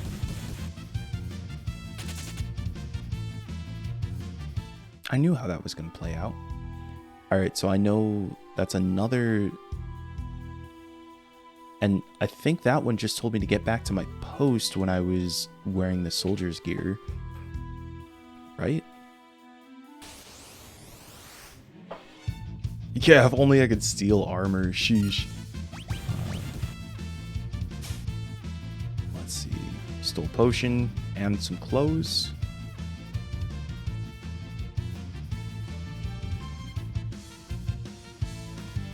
Come on, let's see.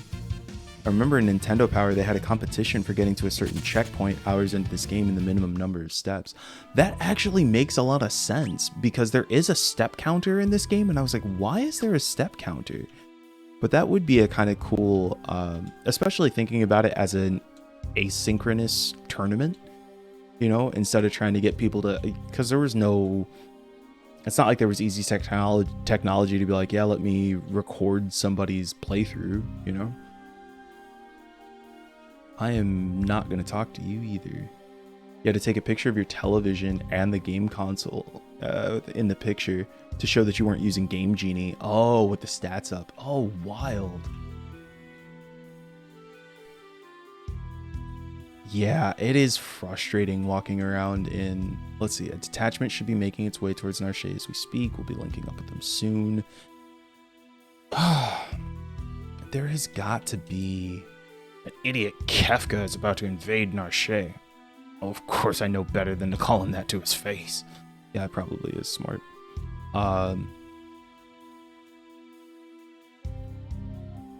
Let's see, what is that entrance? There's gotta be... Okay, so that won't let me there. It is so interesting thinking of Locke, you know, Locke being out here solo, finding out that South Figaro has been occupied by the Imperial Army and is now trying to find a way out.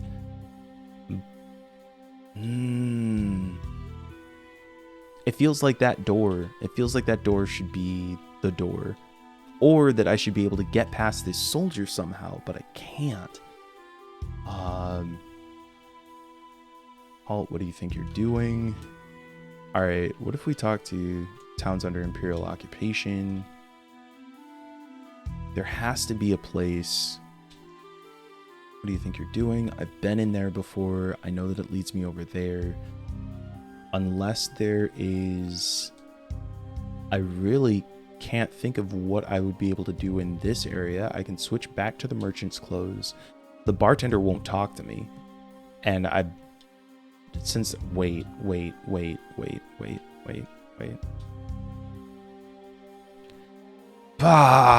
Okay. What is it with me not seeing staircases? I don't...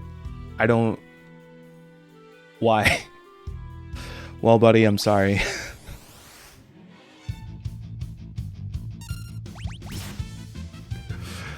Oh, you're having a bad day. I had to do this to you twice. Okay. When things are too obvious, our brains ignore it. Right? I just... And that happens to me sometimes where I just, like, do not see a thing. All right. Let's see if I made the right call in switching back to the merchant gear. Hey, you came to steal my cider, did you? You dirty little thief. Oh, interesting. So this is how we get the cider.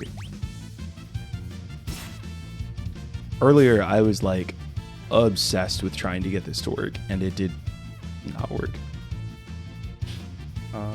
All stairs look the same.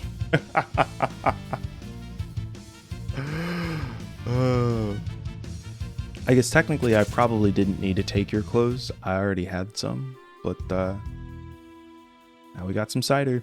Okay.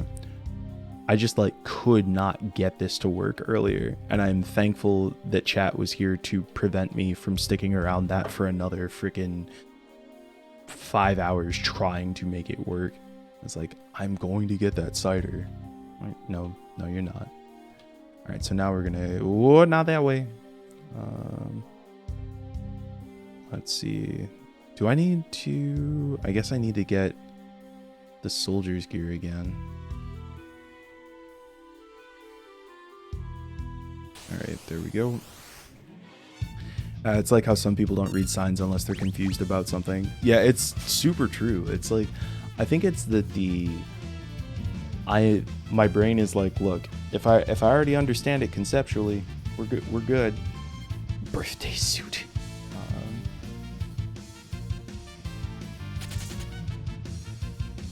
Yeah, I don't know what was thinking.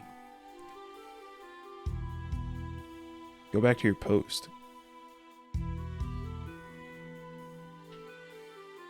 Did I hack it up?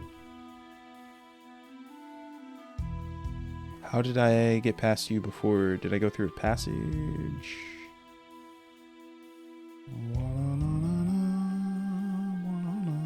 There it is. And I definitely am supposed to be a merchant.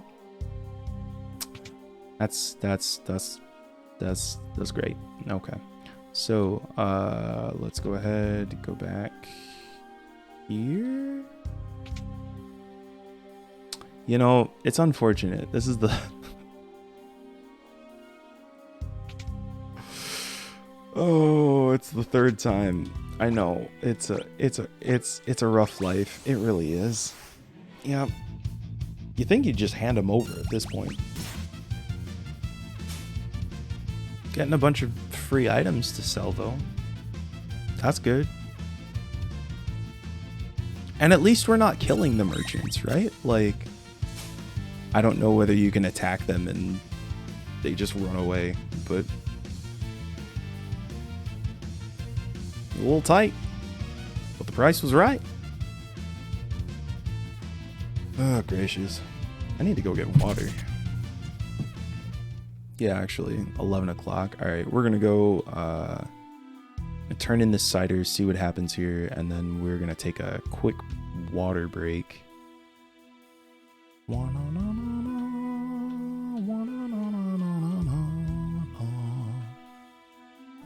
This way. That's the one. Grandpa used to be a servant for the richest man in town. Alright.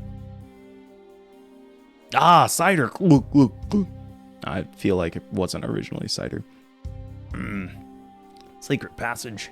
Well, yes, there is a tunnel from here to the mansion on the north end of town.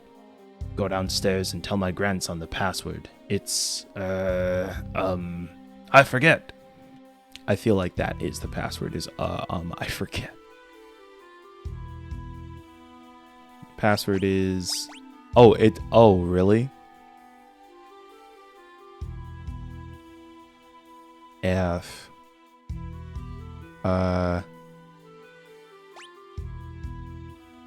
It was? Oh. Okay. Great.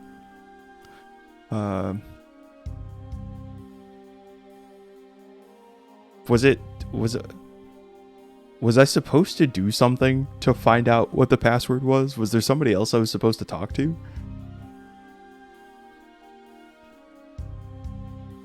Or was it just going to be any of them? Like, free things? Hey, there we go. Hard to turn down elixir. No context, just context clues. Rosebud is a joke. Failure is not inspiring. Oh, okay. Fair. That's fair. All right, there we go. This is the door. Wait. Free things. Thank you. Oh, Rosebud is it's like a reference. I think it's a movie reference. Locke made a good persuasion check. Okay. The Imperial troops have turned this house into their headquarters. Yeah, it's a Citizen Kane reference. Okay. Thanks to our inside informant, this town fell with almost no resistance. Garbage. Why would you just tell me that as a merchant? Like, that's suspicious. That's weird. Oh, what have I done? Betrayed my town to the Empire. All I could think of was the money. That sound is probably not good.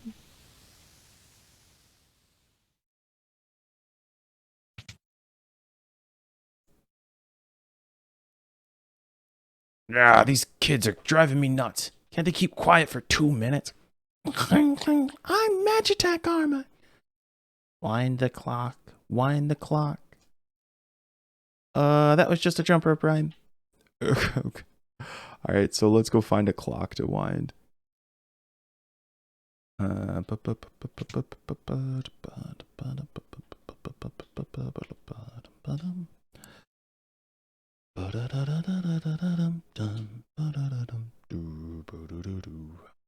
Hey, I was gonna try a Destiny thing, but it's bad solo. I haven't played Destiny in a little bit. It's Guardian games, and I usually will jump in pretty well for Guardian games, but I didn't like the merch that much this year, so I wonder, am I gonna have to go and get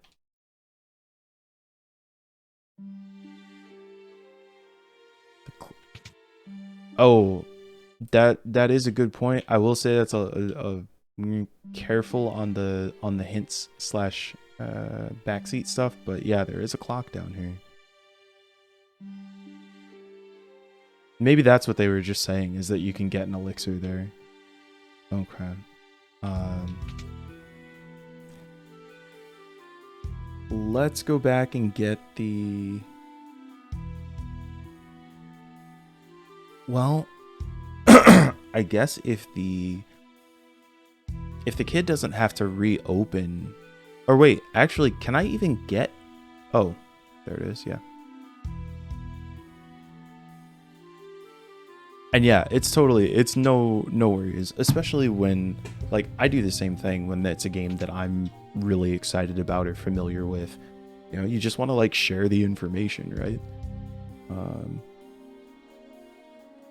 And also, I feel like, you know, in that case, it was less trying to, like, direct and maybe just reminding me, hey, you did this thing before, but... Yeah, I need a hint safe word. Yeah, I honestly, like, I'll usually say, hey, chat, question. If I, you know, if I need to... I did not mean to do that.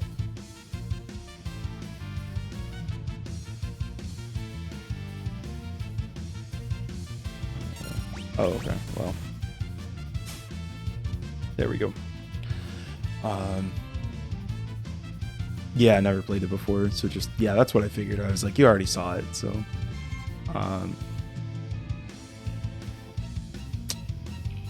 Okay, let's see. I don't... Alright, so let's see if we go back.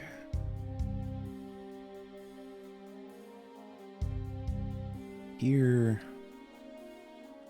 And go through here. And over here. Bloop, bloop, bloop, bloop, bloop. I'm imagining the, like, Mario spin they use for when they do travel. You said there was a Destiny channel in the Discord. Is there a role for it? I don't think so. I think it's called D2 Guardians, and it's in game-specific chat. I think anybody with the...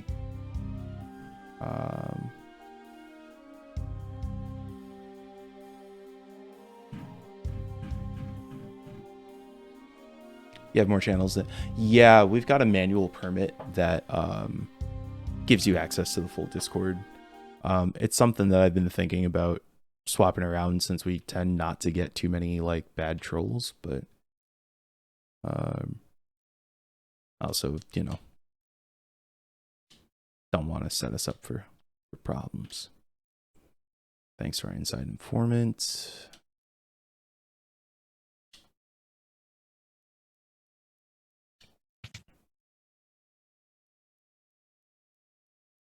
What can I have done? I thought of was the money. Wait a second. This guard was, like, upset about these kids. I wonder if I can, like, take over. Nope. Wind the clock. That was just a jump rope rhyme. I'm Magitech armor. It's silent here. It's got to be silent for a reason. And there's got to be a way to... It's like there's one... The one place that I can't go is here. There's gotta be...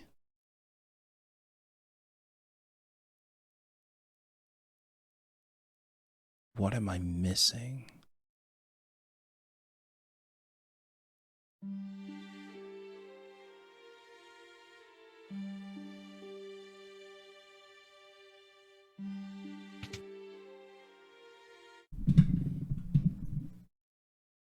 Because this seems like this is the exit that leads to where the other troop is standing.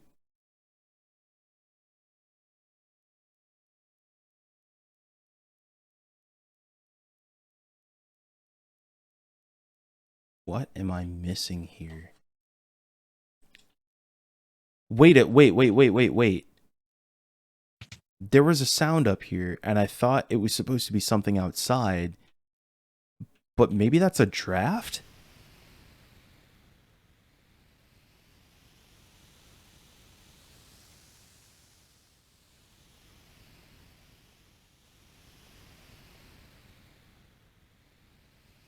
There we go.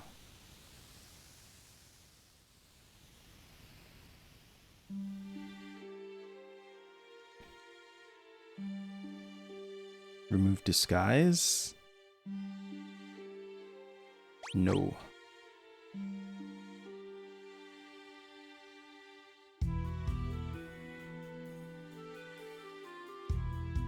I know I've seen her before. Wait a second. She's one of the Empire's generals.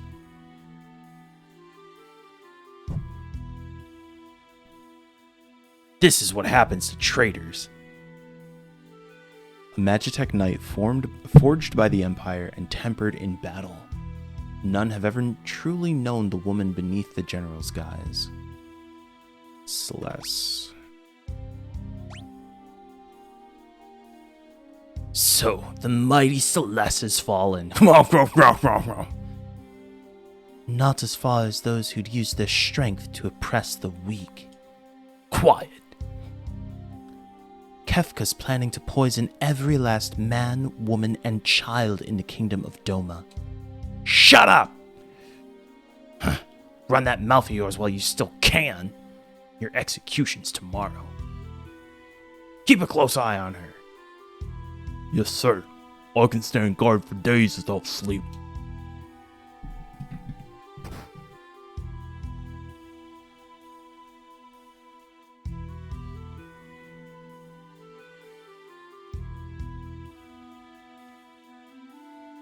Wait, it was labeled on the mini-map? I totally did not see it. Really?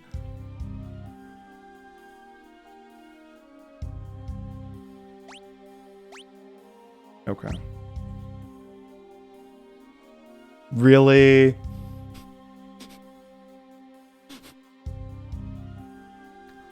Aren't you a little short to be an Imperial trooper?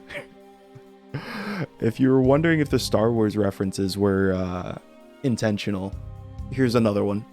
When Luke comes to rescue Princess Leia, Leia asks, like, aren't you a little short for a stormtrooper? So... What?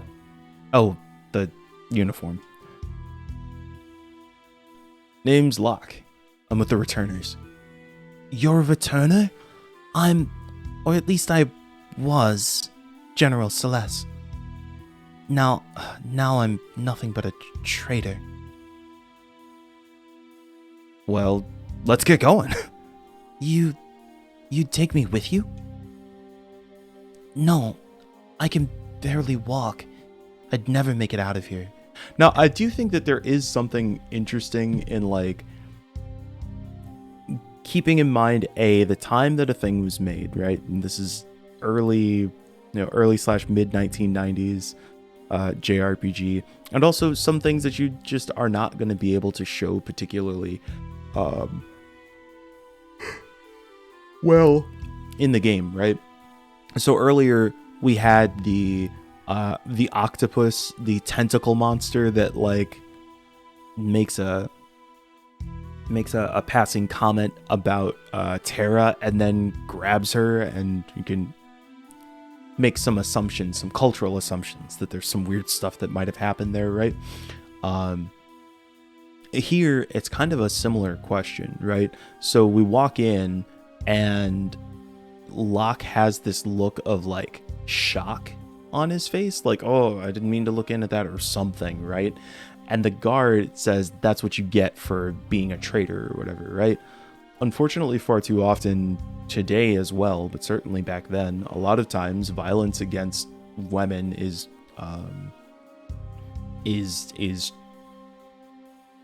often couched in terms of like sexual assault. I would hope that this is just one of those scenes where they're like, oh, we'd beat you up because you're a traitor or something like that. But I also would hope that, like, because there's like no reference, Locke has generally been pretty attentive to Terra, and like it's talked about, has just paid attention, like generally given a damn, and acknowledged like when there's like pain or that kind of thing. I would hope that in this circumstance, since Locke is like, well, let's just get out of here, that this is a signpost that it's like, okay, might be very tired, and interrogated, that kind of thing, but otherwise, okay. Locke goes through a reverse magical girl transformation, right? You're like, and now I'm normal again. I appreciate it, but even if you got me out, you wouldn't be able to protect me. I'm better off waiting here for the executioner. At least that way, I'll keep my pride. I'll protect you. Trust me, you'll be fine. Let's go. Wait. This soldier might have something on him that could help us get out of here. Well, there's a clock key in his pocket. Stealing is wrong.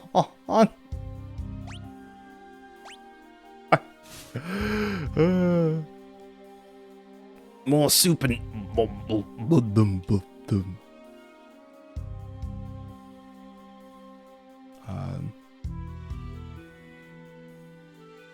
Nice to see they at least gave her a bucket. Yeah, right? It is something that does show it's certainly a prison cell. Sir Chadley says, it's interesting you say that. The original game showed Celeste getting hit by the guard here, but no other assumptions were implied. They intentionally made the change to take out the violence in this version. That's a really interesting call out. Thank you for saying that, Sir Chadley, because I wouldn't have known. And it's also, it is one of those things that I think speaks to the combination of like, right, this is not to me this is more than a localization scenario, right? Or it is that localization involves more than text. So for me, and I might have to go back to make sure that I didn't like misread or read into that line, but I am pretty sure I read that's what you get for being a traitor, right? And so if that's what you get, but we don't know what you're getting, gold clock, it's ticking. I just want to make sure there aren't any chests I've missed just in case. But if we have gone through and it's like, okay, well, that's what you get, but we don't know what you've gotten, at least in the original version, if we see that hit, it's not clicking. Oh, it's not ticking, so we should wind this clock. There we go. Then we have an understanding of what took place there. So it almost would have... I almost would have thought that if... Oh, there's a door there. If they were going to take out that hit, that they would also change that line to say, like, you're going to get what you deserve for being a traitor, right? Like, then that way it's not... Oh, that's interesting. Then that way it gives a little bit more, the context feels a little bit more, the context feels like it makes more sense. I probably shouldn't just be focusing on... Oh, Locke is about to die. Okay, well, good thing Celeste has Cure.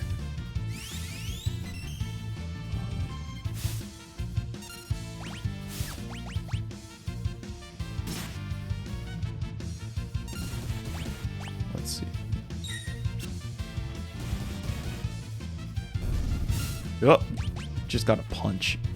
I wonder if that iron armor, if we... I'm imagining Celeste doesn't have any armor. We should probably try and equip that. Well, dog was not worried about it. We still don't get experience for punching doggos. Which let's see. Which is a good. I am wondering if... those highlighted passageways are a nice touch. It's so interesting because these sort of like invisible passages feel like they were a sort of a puzzle that the old games would put through. I remember playing Final Fantasy IV and like trying to find your way through some of those invisible passages. So to have them just light up definitely it's a huge quality of life improvement, even if it, you know, removes that sort of puzzly element. But I don't know how much the... Oh no, we got some XP. We got a little bit. It removes some of the sort of puzzly element of it, but I think I don't think we really lose a whole lot from the game as a result.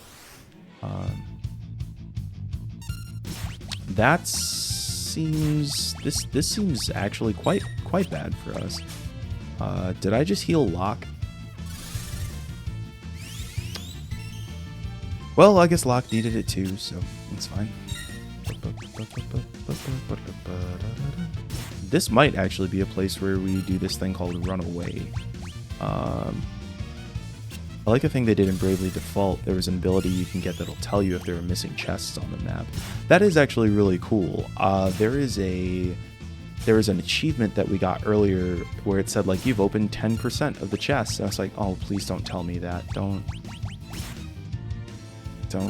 make me look.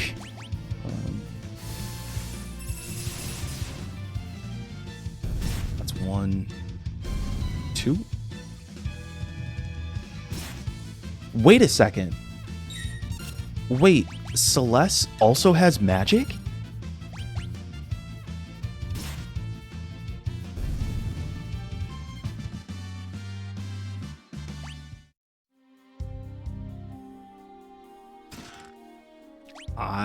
Okay. For some reason, I'm trying to, like, better understand the concept of what, I'm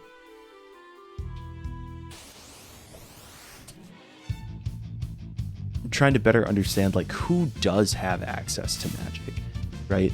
And if we are surprised that Terra has access to it, what is it that makes Celeste have access to it? Do we know? We do know that she's a Magitech Knight. We do, but I don't know what that means. I would have imagined that, you know, like, obviously there's Magitech armor, but I don't know that that necessarily, like, I don't know if I wouldn't imagine that the only people who can pilot Magitech armor are people who can use magic, because otherwise there's just random ass grunt troops who are walking around. Like Biggs and Wedge, do they have access to magic? You know,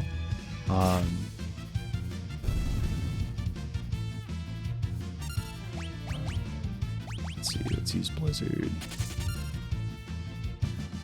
Oh, ran away. Okay. So yeah, I think it'll be interesting to yeah, and totally, we're definitely, you know, learning at the same time. Remember that when we first used when Terra first used magic in front of Locke and Edgar, we got that little, like, mini cutscene that was like, what? Which was pretty entertaining.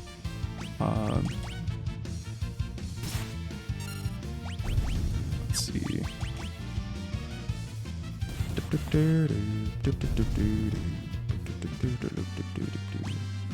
There we go. All right. What about those? I want those. Ah, heck. All right. I'm really debating the pixel remasters of the GBA versions. Well, from what I hear, ooh, nice crit. I will say, like, as my most knowledgeable FF6 devotee friend is Rach. Oh, did we just lose? Come on. We can take you out and the hound runs away. We're okay. Good. All right, Harath, thanks for hanging out. Have a good one. Rach was like, no, this is the version. Play this one. So I have trust in that assessment. But I've heard that Final Fantasy VI Advance is supposed to be a pretty fantastic port as well. Let's see. Let's go ahead and give you Greatsword, Heavy Shield, Jeweled Ring, prevents petrification. I sure hope we don't need it. But Knight's Code. Air Knife. Higher attack, lower agility and evasion. I don't feel like we've been evaded much anyway. Is it because of the heavy shield? No, our evasion goes down if we remove the heavy shield. Make that make sense. Alright. I think we're gonna keep it. The extra damage is decent, but I think we're doing alright, so.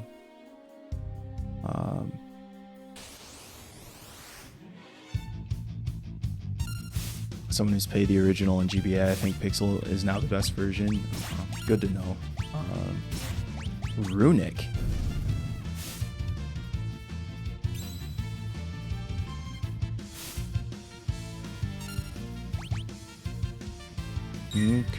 Okay. That's taking you some time.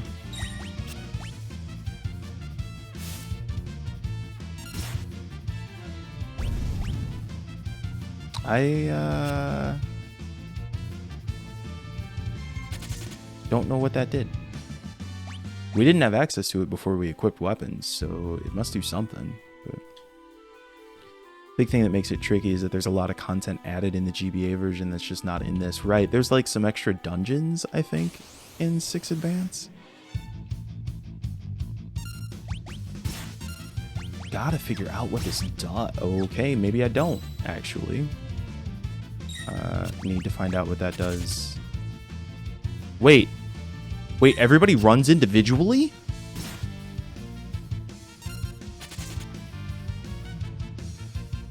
Well, I'm glad I learned that now. Damn. Alright. Abilities. Yeah, that would have been real disappointing to find out the hard way otherwise. Alright, let's head downstairs.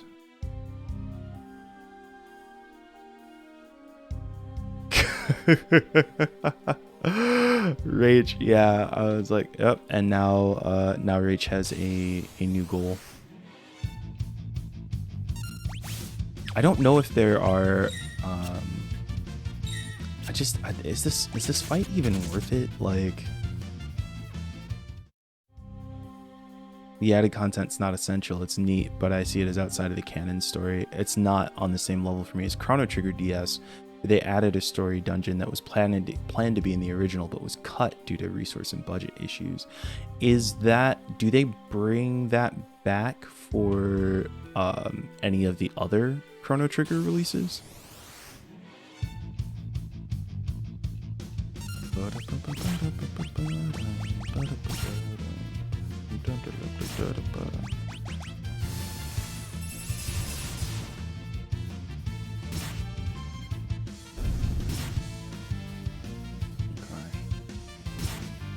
I argue that the added content in Chrono Trigger fundamentally misunderstands Chrono Trigger and makes it worse. Really?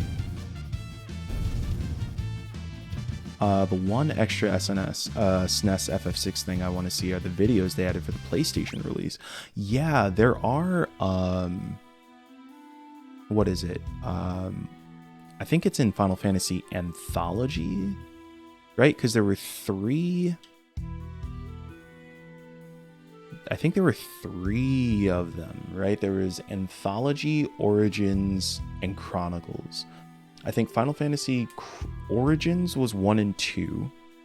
Final Fantasy Chronicles was, I believe, 4, and Chrono Trigger, interestingly enough. No, Chronicles was 5 and 6. I think that's right. And then Anthology was 4 and Chrono Trigger. Why do I feel like I own those? At least one of them. Why are you helping me? You remind me a lot of someone. What's it matter anyway? I'm helping you because I want to. Alright, well, in this case, then we are gonna go... Did I come from that downstairs? I don't think I did.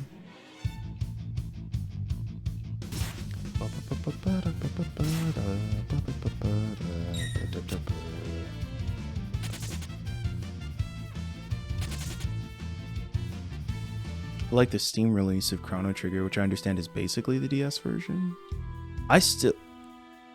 Okay, so yet another on my list of confessions. I have also not played Chrono Trigger. And that is one that I have also had requested for this channel multiple times. I hear that it technically like has some pretty interesting replayability. But I don't know anything about how all that pans out. Let's see. Anybody wanna? Thank you. Anybody want a peanut? I can't tell if the experience is just spinning up really fastly. I can't tell sometimes if the experience is spinning up really fast and I'm missing it, or if there are fights that I'm generally not getting experience for.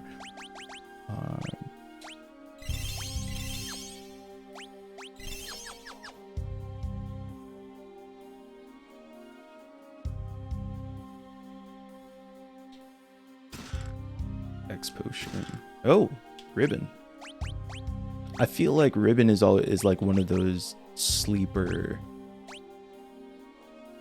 prevents all status ailments. Yep, exactly. I was like,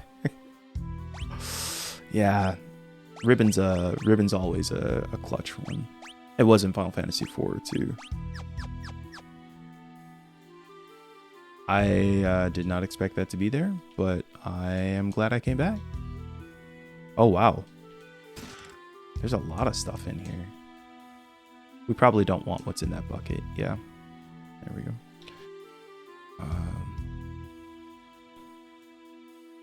Yeah, I did not expect to find an item there, but I am glad I did.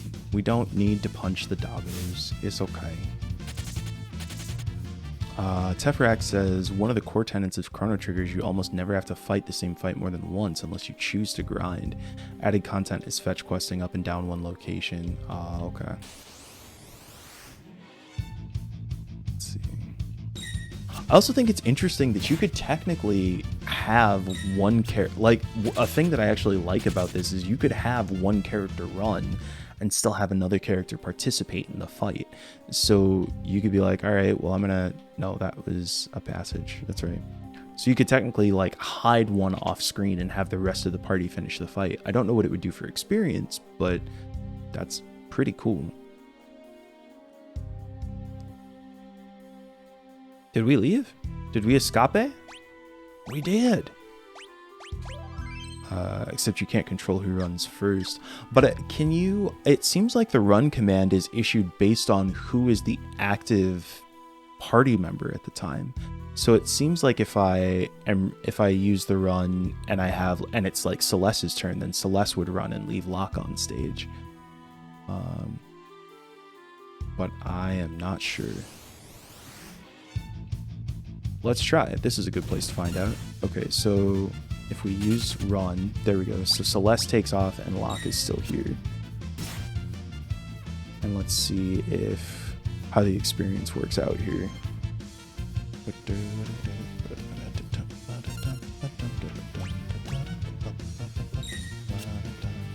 And I feel like this should be a low enough level encounter that we don't have to worry too much about Locke's safety. All right. Get you, or not. Okay. Maybe this is going to be a longer test scenario than I thought.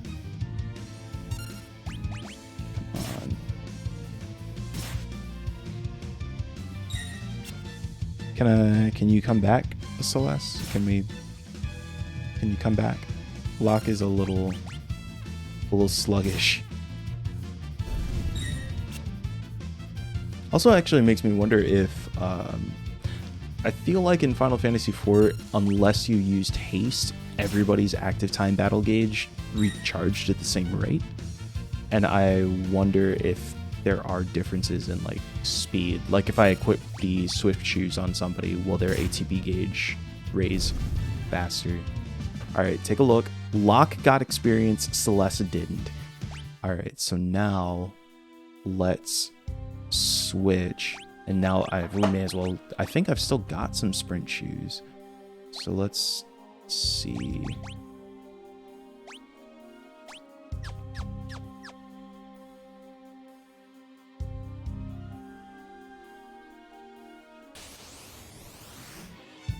Side attack. Okay. So now we want Locke to run. I think I held it too long. Maybe it's because it was a side attack. I'm gonna try this one more time. I would rather know the mechanics now so that I can take advantage of them later. Oh, well, maybe this isn't the one to... Well, we'll try. Yep, okay, so Locke is gone. I think Celeste's meter is raising faster.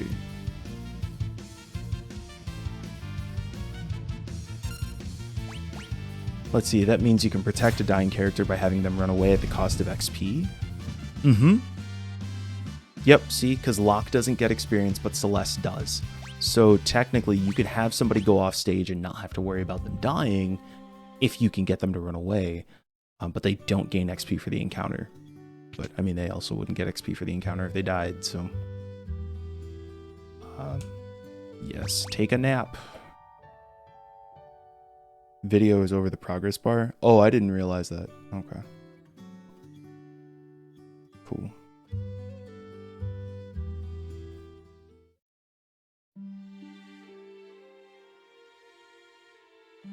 Am I faster out here too? I don't know. Okay. So I am guessing now we have to basically take Celeste back through. Do we have to get back through Mount Colts to get to...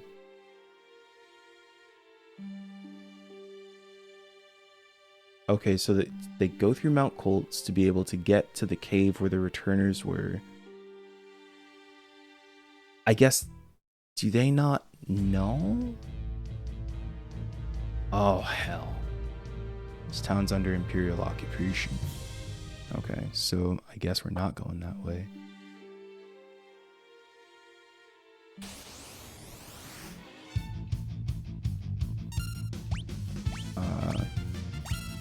World map from the... Wait, do you get access to the world map before, but you have to... No, wait. No, do a... I can't get it to target all of the enemies on a side attack. There we go. We're learning. We're learning.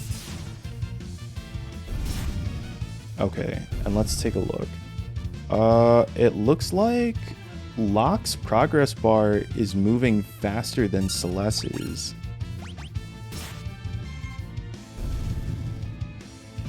But isn't Celeste wearing the sprint shoes?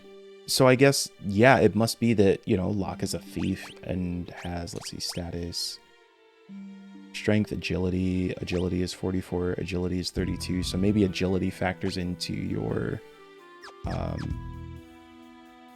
Why am I going back here? Why am I going back here? But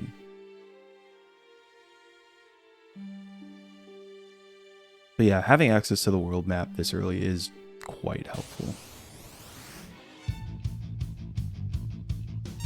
I mean, you're not gonna have me go back to Figaro, right? Like, did Figaro emerge from the sands? time to get one of those Prima guides, right? Oh heck. Did Belmodar counter my magic with magic? Is that how that worked out? I think it'll die this turn, so I won't find out, but I need to keep an eye out for next time. There we go. Alright. I'm excited for Locke and Celeste to have the sit-down discussion about what has encouraged Celeste to... I mean, we saw that, you know, she said, like, they're gonna poison all of these people. South Figaro Cave.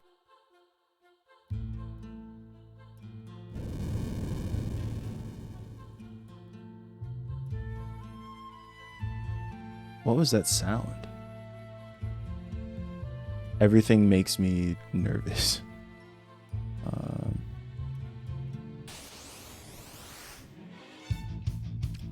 Oh, wait. Is this...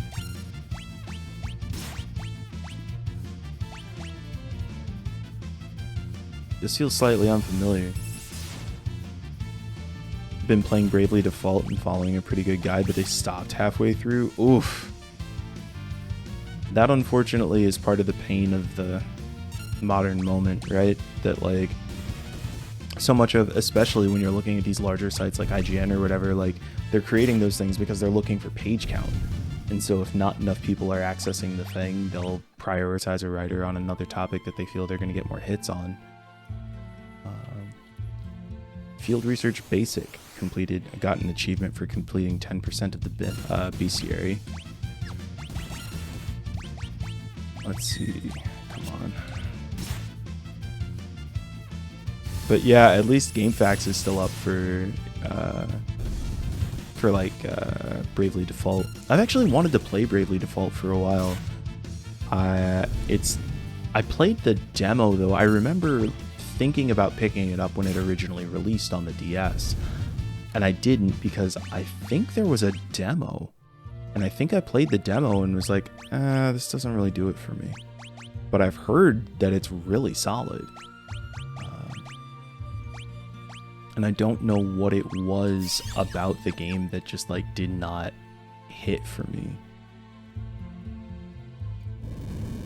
Okay, that sound seems like it's not good.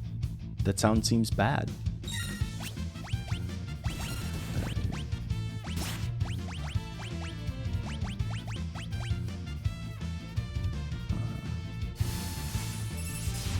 Looked into GameFAQs, like, can I give them money? It's owned by so much more massive... Wait, GameFAQs is? Really? I didn't realize that they had gotten, like, purchased by GameSpot. Okay. What's that? Oh, no.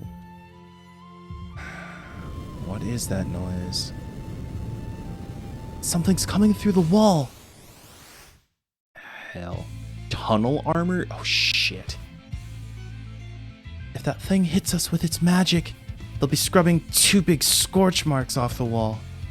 So what are we supposed to do? Don't worry. I'll draw its magic with my runic blade. And you'll be okay? Just you watch. What? What?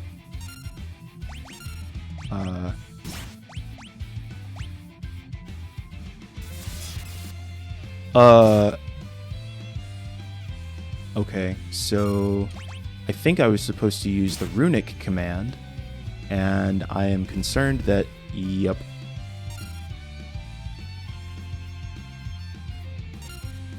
Well, I guess we can try and work this out.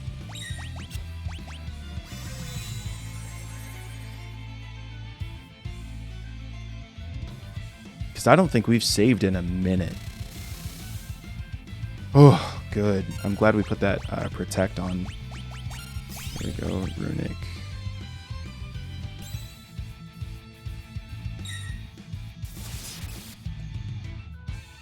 Sweet. Okay. That's a much better outcome. We greatly prefer that. Yep. Oof. And that is why we have items, friends. Because items are instacast. Sweet. Okay, so let's assume that it's going to be every other. Just hopefully.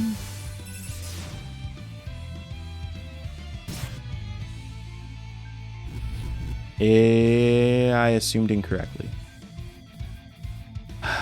Okay, so what have we learned?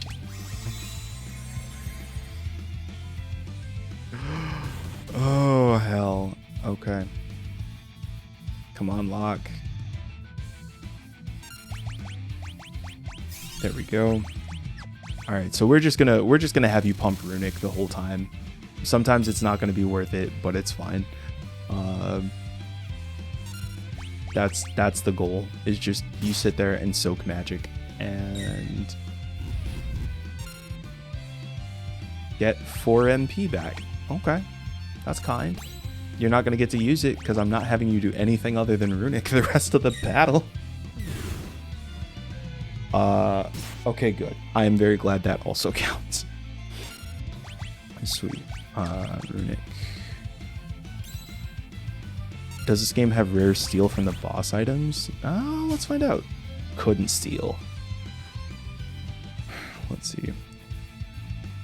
Turns her sword into the, there we go. Yeah, lightning rod for the next magic spell. Yep, so it seems.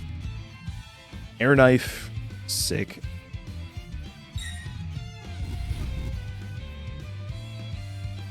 Why don't we get you some heals while we're at it, Runic?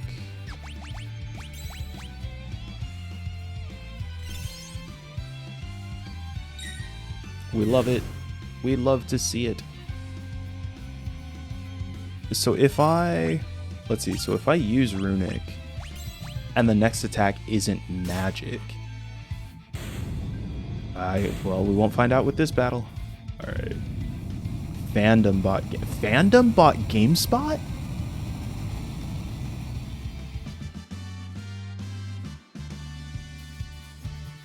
We got no experience for that fight. Also, that whole time that I was like, I can't tell if it's not like rolling fast enough. It literally says at the top of the screen, Gil 250 EXP 0.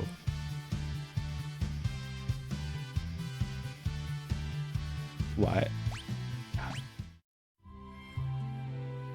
Here's a weird... Yeah, Fandom bought Giant Bomb from CBS. I don't know how Fandom makes its money. That's wild.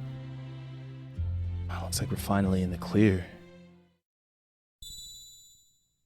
Okay, cool. Okay, so now we get to go see the next scenario. Did we take our water break? I don't think we did. DOD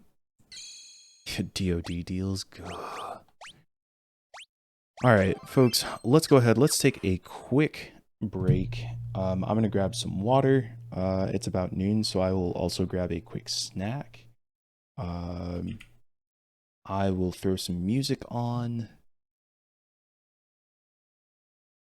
And we will come back and go through probably another good hour and a half of Final Fantasy VI. And I'm going to play some of my favorite Final Fantasies soundtrack while we wait.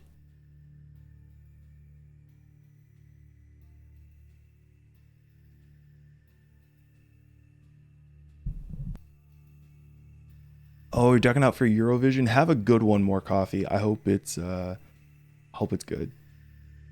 We'll catch you soon. And Rach, you're logging off for the day, folks. Before we head out, please throw some mod hearts in the chat. Our kills and Small Q holding it down today. Rach, thank you. Throw hearts in the chat for our mod heading out. So Eurovision is never good. It's just bad in a great way. Yeah, the first Eurovision I watched had a song called Dance You Off. And I was like, why does that sound suggested? That sounds weird. It's fine. It is very catchy, though. It's very catchy. So I may have made a mistake. I poured myself a bowl of cereal, which, as you likely already know, not the most quiet food. Which is not great stream etiquette. So I will try to not crunch directly into the microphone. But I also do want to eat it before it becomes soggy, because soggy cereal is terrible. I am a person who still has a break sign over my face. I am a person who is a cereal mixer. I try to always have at least 2 cereals in. This time it's Cinnamon Life and Honey O's. If you've never had post Honey Graham O's, They look generic as hell. They are the best breakfast cereal, hands down.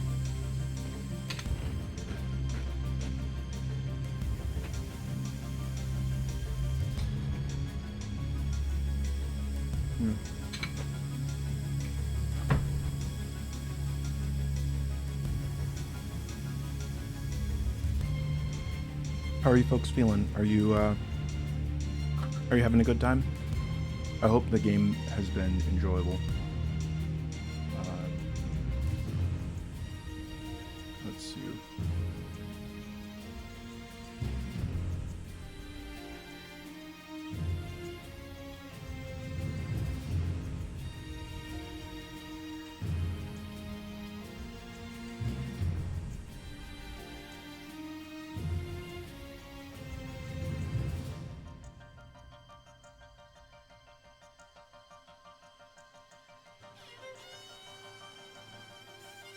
Let's see.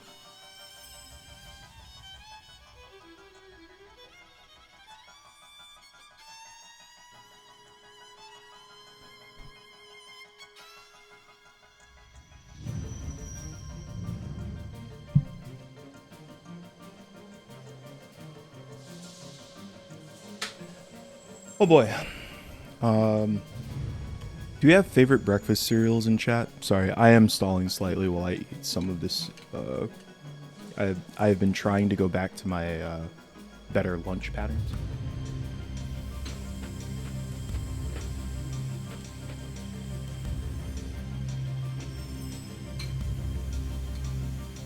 I am still very much enjoying the game, and the Locke section was a lot of fun.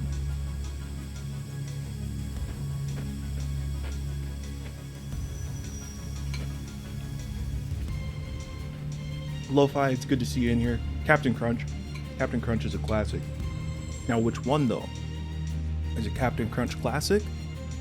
Is it Peanut Butter Crunch? Or is it the Captain Crunch with berries? Because they are different.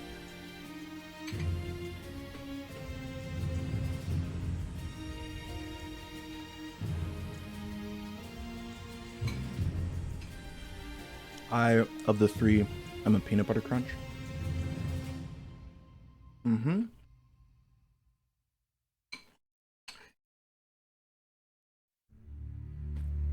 Weetabix?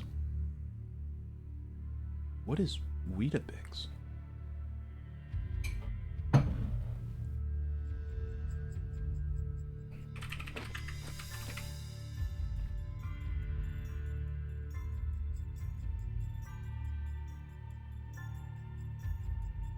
Oh, interesting. Yeah, I've never seen this before.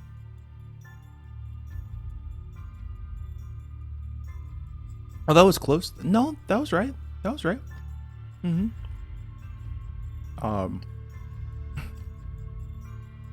A breakfast cereal. It's a UK breakfast cereal. Comes in the form of palm-sized wheat biscuits. Oh, there is no H. Okay, you're right. You're right. I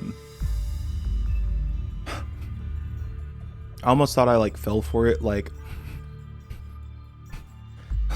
I'm trying to think of like what would be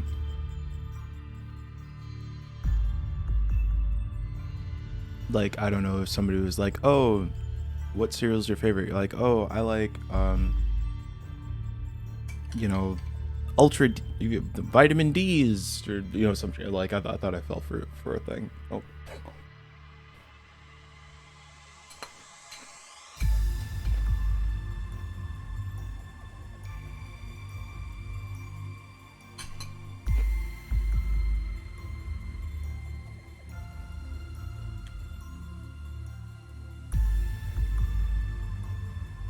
I'm trying to see, is there anything else that we've missed? There are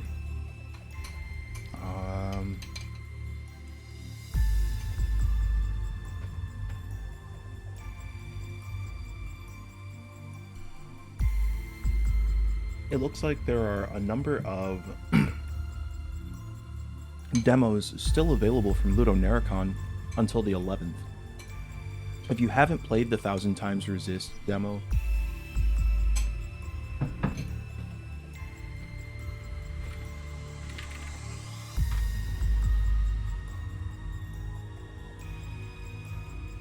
Thousand Times Resist is one of my most anticipated upcoming narrative adventures. A blend of some sort of like creepy future thriller with some really solid cultural discussion about, particularly around Asian experience. The experience of both being an immigrant and like trying to fit into society, being a more recent immigrant versus being, you know, more from diaspora first base. Like, it's wonderful.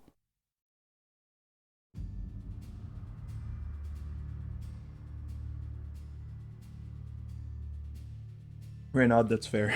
Heck, what's vitamin D's? It's the setup where it's like somebody says D's and you're like, what's D's or who's D's? And like, D's nuts, you know, like vitamin D's nuts, like, yeah.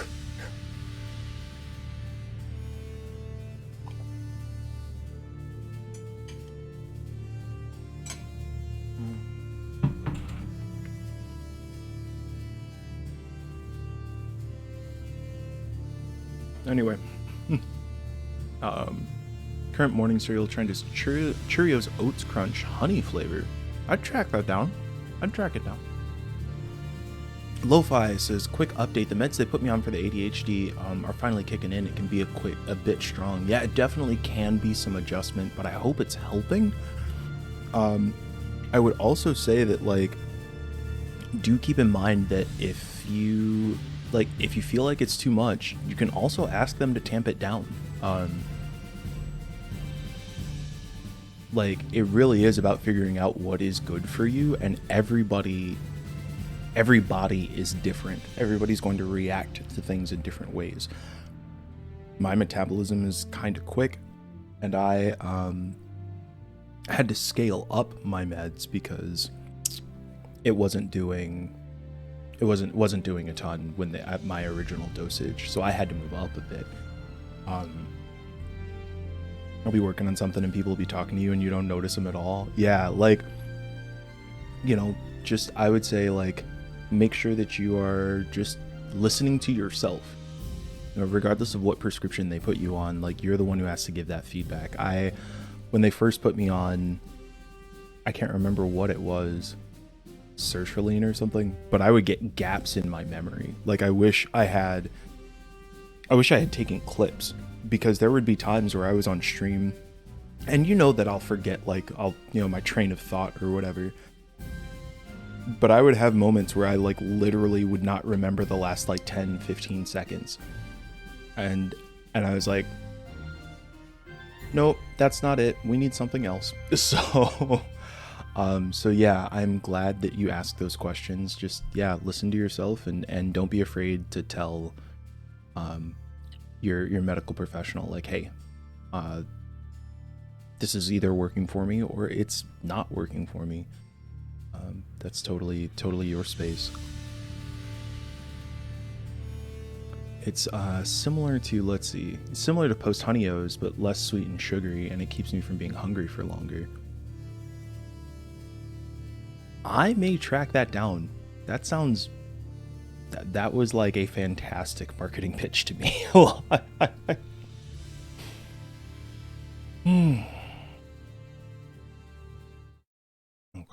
Mental health positivity, that's what I like to see. 100%. We are big advocates of mental health positivity here. I have ADHD, anxiety, and depression. I think we all, to a certain extent, especially after the past 3 years, have some combination of some of those things, but I've been lucky enough to be able to get treatment for the past couple of years. Having ADHD medication literally was a life changer, but I also have benefited pretty greatly from having access to therapy, as well as learning some coping mechanisms, like exercise is a big thing for me, which is so frustrating because I get depressed and I don't want to exercise. And it's like, well, you know what will keep you from being depressed in the future, or actually even help me with my ADHD, is exercise. So exercise, trying to get a sleep schedule together, learning better positive self-talk, meditation. There's all kinds of stuff. And different things work for different people. So I'm always happy to talk about my own experiences. I'm not a licensed medical professional, but if you are looking for a place to get encouragement to take care of yourself, this is a good place to do that. So lots of options and combinations. Ritalin worked well, but upped my anxiety. Vyvanse doesn't seem as good, but no anxiety hit. I've heard that. I've heard people. Wellbutrin, I think, was the one that was not good for me. Is it generic sertraline or something? I think I tried that. I don't know, whatever it was, I tried it and I was like, no, my memory is already very bad. Yeah, exercise, I hate it, but it helps my mood so much. Yeah, I'm same. I like dragged myself to go on a run this morning, and I used to run more often, so I not only like don't want to go run, but I also am like disappointed that I can't run as far and whatever, but I do feel better about it now. So, but it is hard to do those things when you are already kind of further down the line. So this is not a like, hey, you just need to go and do the thing. It's just a recognition that like you have different tools in your toolbox. I almost think it's helpful to like make a chart that says like, here are my level 1s, my level 2s, my level 3s. Like, these are things that are easy for me to do. These are things that are a little harder for me to do. Maybe sometimes you only get one level 1 in. You know? Maybe sometimes you're like, yo, I'm actually feeling it. Like, let's hit a level 3. Let's cook dinner, you know? But I think I think it is helpful to understand, like, what is good for you and what helps you, including that feeling that like sometimes even when we don't want to do a thing, it's a good idea to do the thing. And oftentimes that's taking care of yourself. Josh says he wants us to get up and exercise, but he's streaming cool games. It makes me sit at my computer. Yeah, it is a pain. I sometimes wish that I had like an exercise bike or a treadmill or something that I could like walk and stream, or, you know, that would be kind of fun. All right. They put you on Terra. Yeah, they did put me on Adderall because well, I don't know. I don't know about the whole I don't feel. I know it does have addiction potential, plus shortages are pretty tough, so I hope you're able to find what you need, you know. For me, I don't know.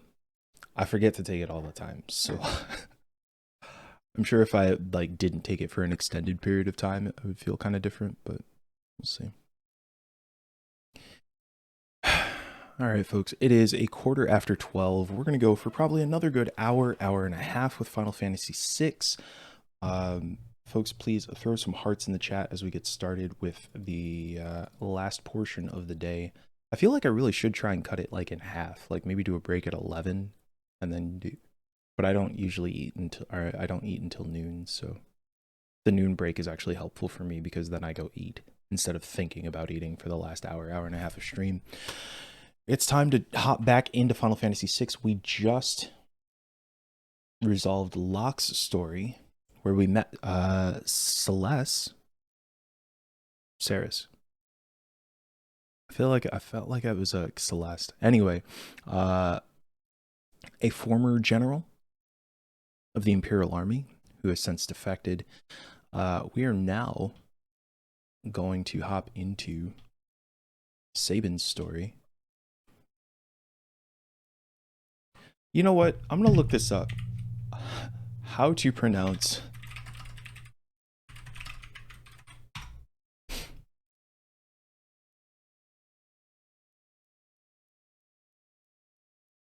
Sabin.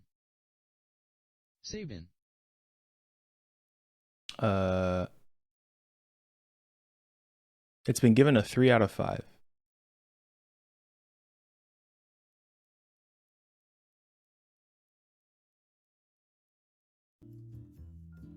More confusing names that many mispronounce, so make sure to stay tuned to the channel to learn more. I don't need this to be... Sabin is how it's generally said in America and in English in general. It was the name of a famous Polish-American biomedical scientist, Albert Sabin. Sabin is how you say it essentially. And now you know. More videos for you here to learn more. Thanks for watching. Well, thank you, Julian Mikkel, who has almost 800,000 subscribers on YouTube. Dang. What fate has befallen Sabin? Let us find out. We hate when the party gets split out. Cabin.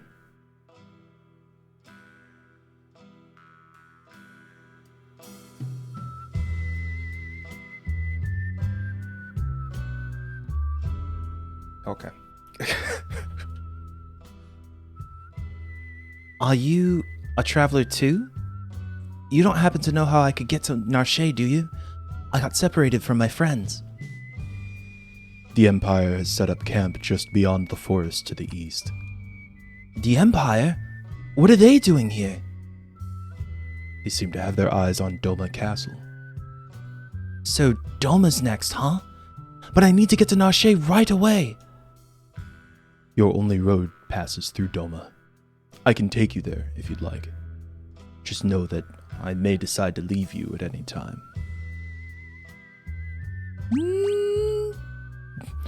Can you also be a traveling companion? Who are you? Howdy there. I run a mobile item shop of sorts in these parts. Everyone around here knows me. You're, not from around here, are you? Well, no matter. Need anything? Alright, let's see.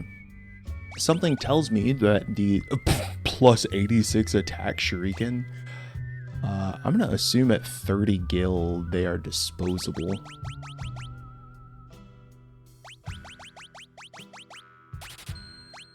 An invisibility scroll grants invisibility to the thrower. Shadow scroll creates illusory image. Illusionary. We have a bunch of plumed hats, some tents, some phoenix down. Let's buy some potions.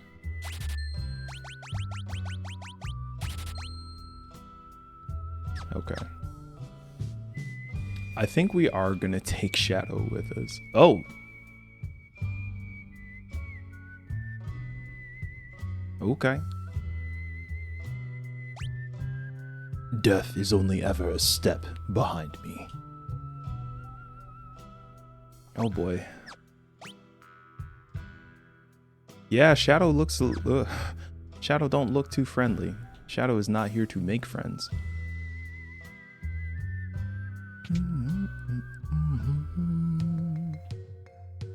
Sabin, how did all these plumed hats end up in my bag? That is... what a question. Are you the clockmaker? I've been waiting for ages. No, I'm not the clockmaker. There she is, hanging up on that wall over there. Ain't been ticking for a year now. Or was it 5 years? Shucks, maybe it's been 10, I don't remember. Oh, got it. Lawnmower repairman, eh? Couldn't provide worse service. Grass is 50 feet high out back. What?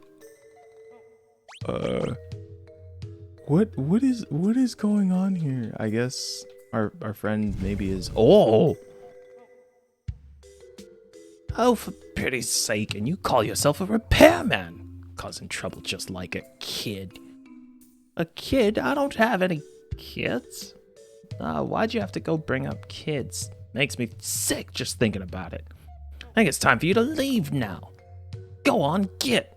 I'll toss you out onto the veldt, too.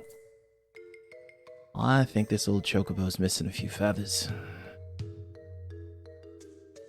Why... I don't know why we did that.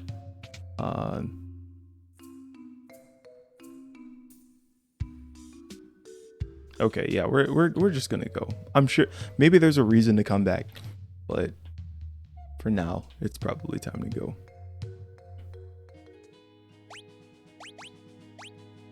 Okay. So Shadow and Sabin are gonna be heading off to trying to get to Castle Doma. But if it's occupied by Imperial forces, I'm sure it's not going to be the easiest situation. What? Where did the doggo go?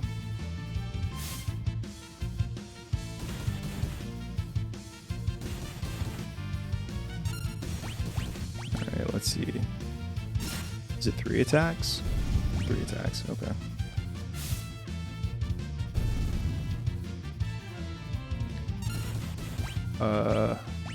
Throw.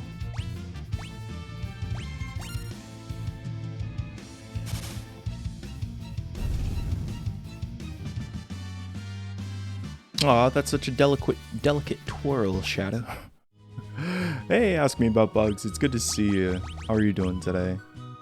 Chippy Rabbit is a cuter name. Yeah, it definitely did not seem like it was going to be that cute. Let's sort these. Okay, yes, when we throw a shuriken, it actually leaves, which was not the case in Final Fantasy IV. Sabin is all chest. Just, I do nothing but work out on upper body. That's a lot of bunnies. Okay.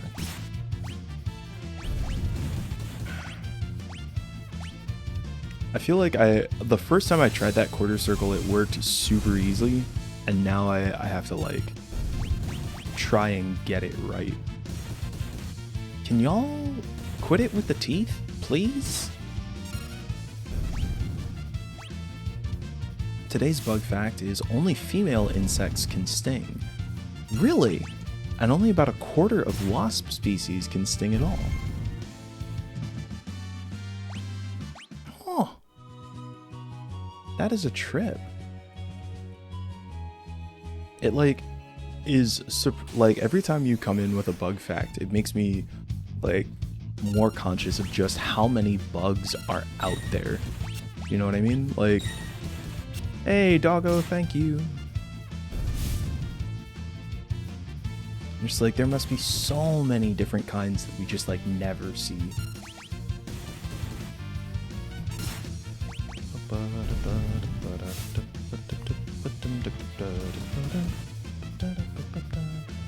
I told myself I was not gonna do that. Every time I like ho-hum sing along with the music, and then I listen to it on stream, and I'm like, oh buddy, don't do that. You don't. Please don't do that. Like, oh, you know what? We're gonna save before we go into the Imperial camp, because that seems like a not so necessarily smartest decision. Wait, couldn't we not go through the Imperial camp by just, why can't we walk here? Like, what is... There's a perfectly reasonable land bridge. Oh.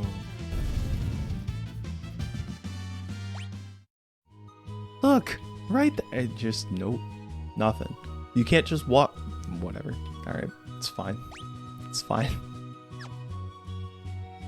Time to go take these folks out.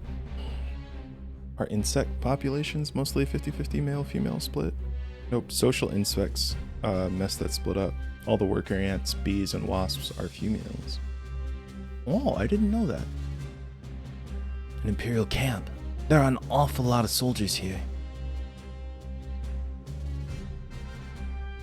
Hey, did you hear? Oh, you mean... Shh. Keep your voice down. If Kafka catches us, we're toast. They say Kafka's plotting to oust General Leo and take command of the army. Don't even joke about something like that. If that freak becomes our general, I'll quit. Shh. What if he hears you? You'll be locked up. All right. Oh, here he comes. Quick, back to your post. Hey, you! Keeping a sharp lookout, hmm? Yes, sir, Kefka. Sir, what a pleasant surprise. How are you today, sir? Please spare me your petty small talk.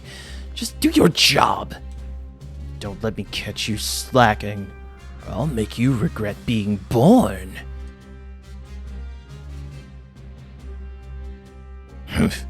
Like, we're gonna listen to you, you pompous little... What's wrong with that guy anyway?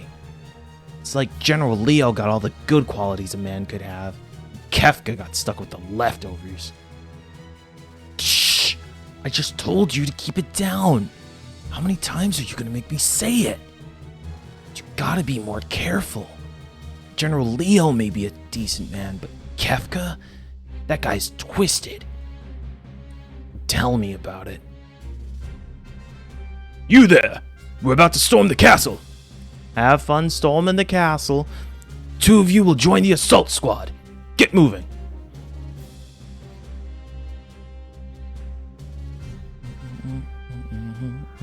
That soldier's gonna go home, make a TikTok complaining about Kefka.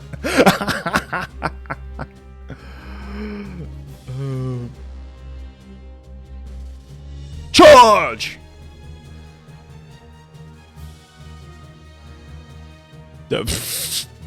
They just run into the castle like, huh? It's hopeless. We can't keep them out for long. So, this is it. Wait.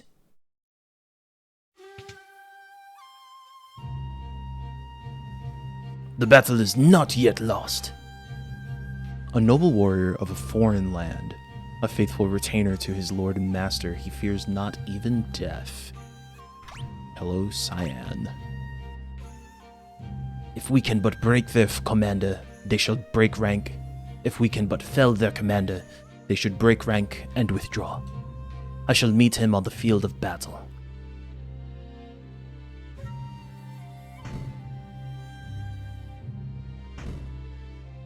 Sir Cyan, please defeat their commander. Okay, are we... It seems like we're about to get another, some other minigame stuff. Somebody had called out earlier, like, I always have thought that it's interesting the ways that Final Fantasy games make the, like, chibi protagonists, but these, like, full-size standing sprites. And it's pretty wild. Bug says, I can pretty much guarantee none of them will sting you without being convinced you're going to kill them or their families. They're actually rather chill. I have yet to get stung by a bald-faced hornet, and I periodically pet them for fun. If they're near the nest, they're much more touchy, but out and about, you gotta crush them to get stung. That's a trip. The idea of being involved with a bald-faced hornet, that sounds scary.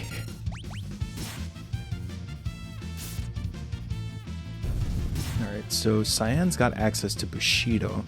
And I should probably actually make sure that any of my items are accessible right now, because Cyan is not a magic user and will not heal himself.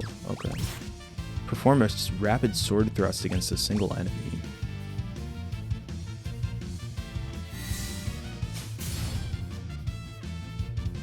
Sheesh.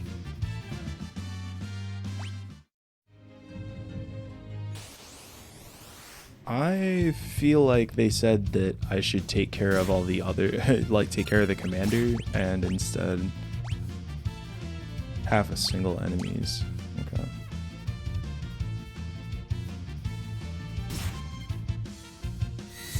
Sky. Wait, what?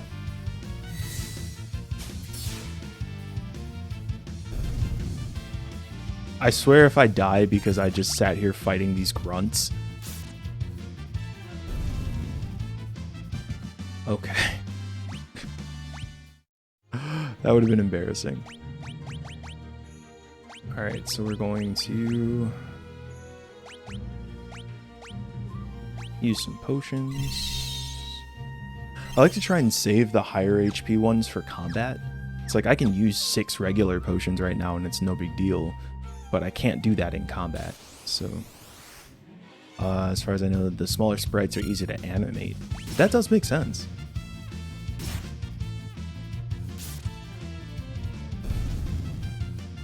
And I guess it also is kind of nice because it lets you get more detailed with the enemies and still create some like more you can still like have a certain amount of detail with the enemies. You can still create more like opportunities for like fear, you know, it's a big scary monster or whatever.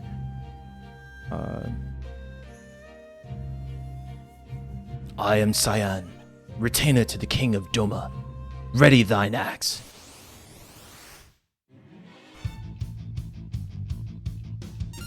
Alright. It's Bushido time.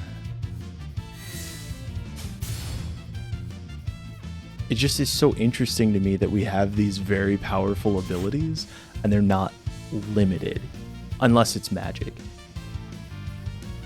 It feels it feels almost unfair to be able to use these attacks multiple times, but I guess it's also just it also kind of makes sense, right? Like, why would everything work on MP? The captain's been defeated. Retreat! I should have farmed all those other little ones first. Withdraw into the castle. We shall wait within its walls while our enemies grow tired without.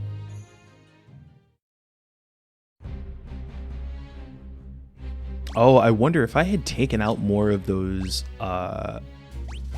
low-level folks, if there would have been anybody to guard the camp.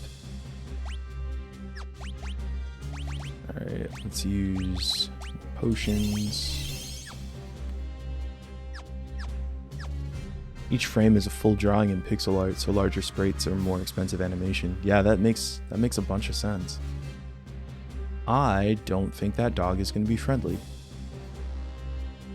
Alright, let's see if we can get around maybe without being seen. Is this a stealth game?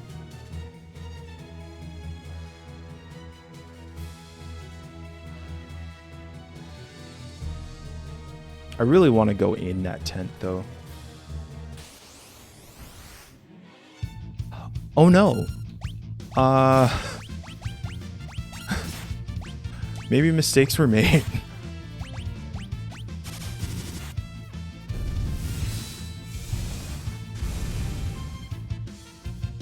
Kameha. Okay, there we go. The YouTube channel New Frame Plus has a whole series dedicated to analyzing the evolution of animation in Final Fantasy. Wow, that sounds really cool. There was apparently no reason for me to go into this tent. None at all.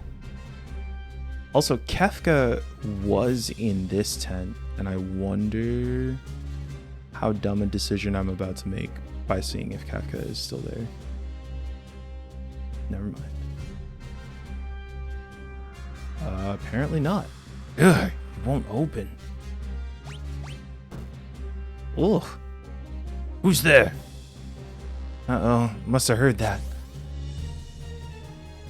I'm sure I heard something. Oh, just a stupid cat.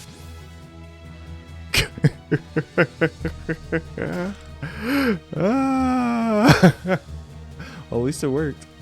Got a star pendant out of the deal. Let's see. A star-shaped pendant with a jewel at its center that prevents poison. Cool. Black belt. Allows the wearer to sometimes counter physical attacks. We're gonna save that for when we get our friend back.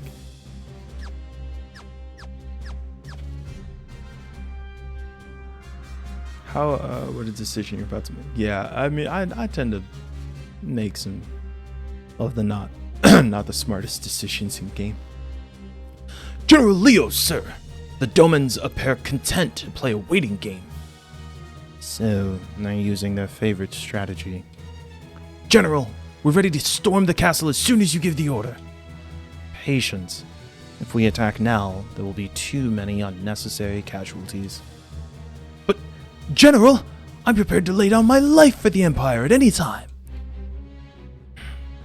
You're from Miranda, are you not? Huh? I mean, yes, sir, I am, but why do you ask, sir? You would have me go there and deliver the news of your passing to your family? What would I say when I handed them your sword? How could I even look at them?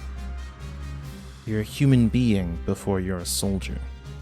Don't be so eager to throw your life away. Emperor Gestal wouldn't want you to die for nothing. Yes, sir.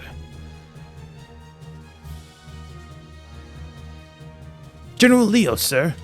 A carrier pigeon arrived from Emperor Gestal. No one fights like Gestal. What? The Emperor summons me. I must return at once. Understood, sir.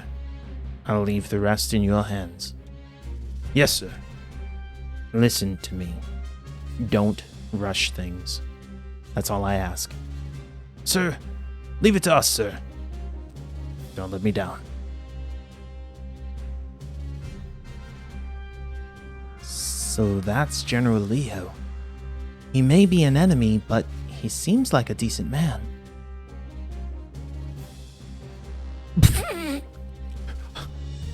Only let me walk for a second. Once Leo's gone, I can turn this water into a flowing river of poison. Anyone who touches it'll be pushing up daisies. I'm afraid the Emperor has called me back home. Try not to cause any trouble in my absence. I'll take care of things faster than you ever would. Nothing dirty, Kafka. They may be our enemies, but they're still human beings. Try not to forget that. We needn't show mercy to those who side with the returners. Which is good, because I never seem to have any of the stuff. What a Joker, right? I do feel like I'm channeling some Joker energy there. Yes, you just go off and be a good little boy.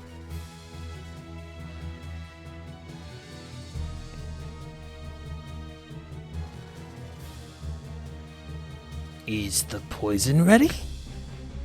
But General Leo said Leo's not here anymore. I'm in charge now, so fork it over. Some of our people are being held prisoner inside of the castle. If any of them were to drink the water, who cares?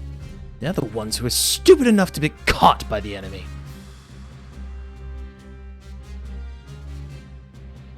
You're inhuman.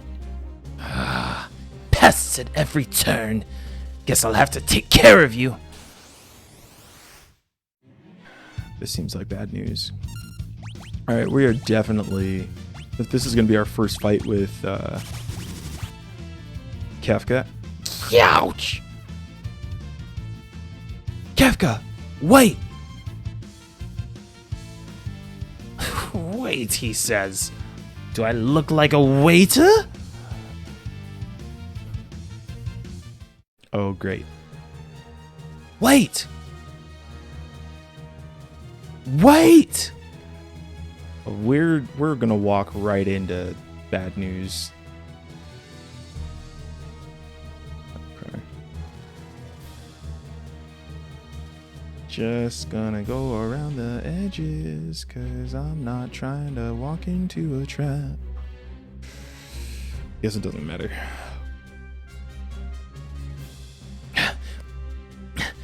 You just don't give up, do you?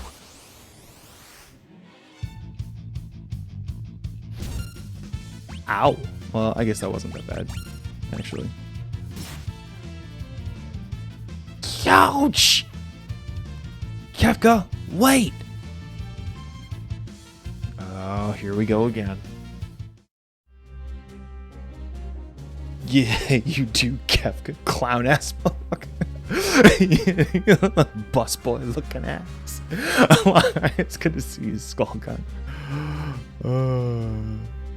Gah, how long do you expect me to put up with this? Next time I won't hold back.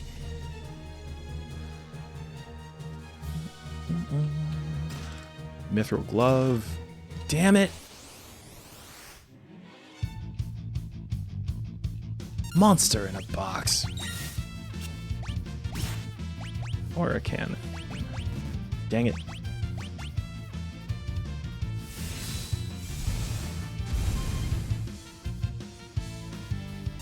Oh, this one's strong. Alright. Oh, no. Oh, boy. There we go. I don't have time to wait for the cast. Shoot. I definitely healed the wrong.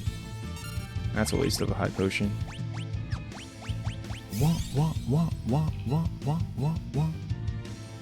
And alarm sounds. Oh, hell. Alright. This one is... I'm going to try and memorize these commands. Get him. You're still up?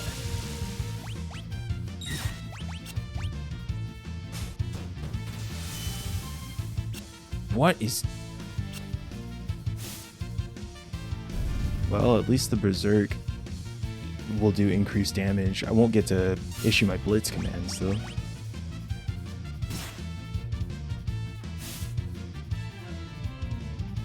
Holy heck, this satellite is strong.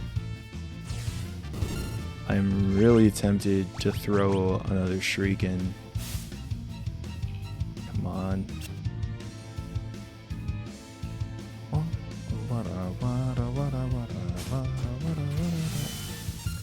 Ah, shoot. Okay. That's actually a pretty rough combo. There it goes.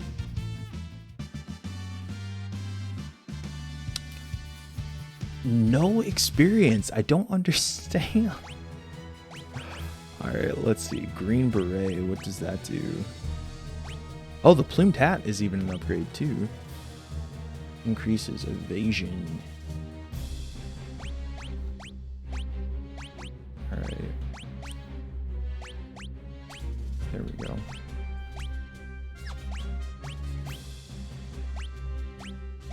Mithril Glove, defense +6. 106, 108. Okay. Watch, we're just gonna like get into the thick of it. Oh wow, that definitely reminded me of TikTok. Into the thick of it. Into the thick of it. And the and Shadow's just gonna be like, yeah, I'm done. Oh, gripe! This is getting tiresome. Hey, you, handle the rest. Alright, here we go. Nope, nope, I'm not gonna do it. This one is right, left. Okay, right, left, down, up, A. Oh, shoot, they're both blinded still. That worked.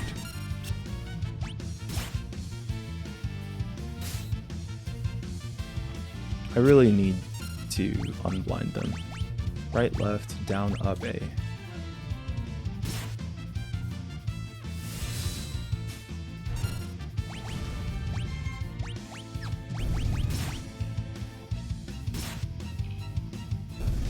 Okay, that one's down.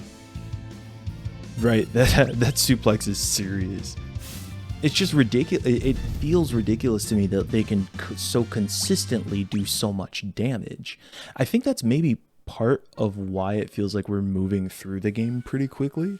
Because some of these fights, I'm just like, well, I'm just going to mainline their strongest attack and it's fine. Nothing beats the sweet music of hundreds of voices screaming in unison.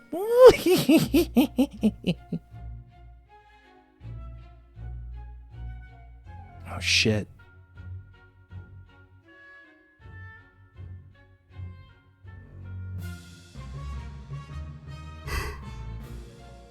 Susayan! There's a great deal of... Ah, hell, I missed it. Great deal of activity of some kind. Does the water not look a bit odd?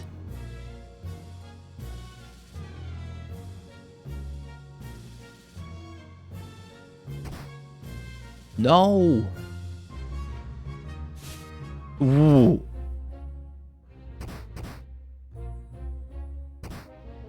Wait, how many of you drank the water? What?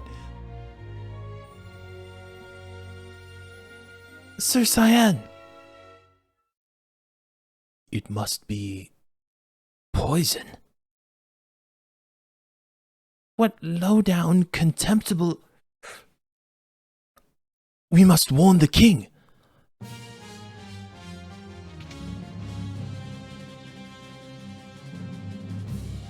That river would get a very, very bad score. No bugs. I didn't realize that water quality was tested with bugs. Yes, the throne room is just ahead. Oh no, it's too late. Your Majesty! Who's there? Cyan, Your Excellency. Oh, Cyan, my sight is failing. I cannot see your face. Excellency, please, you must be strong. Cyan, you have defended this realm since the days of my father before me. I thank you for your service. Forgive me. I have failed you. No, Excellency, the fault lies not with you. I fear for your family. My chest burns with every breath. Speak not, my lord. Save your strength. Go to your family. Excellency!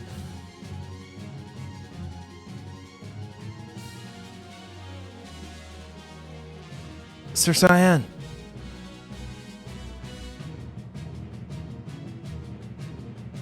There may be still survivors in the castle. Let's split up and search. Oh, hell.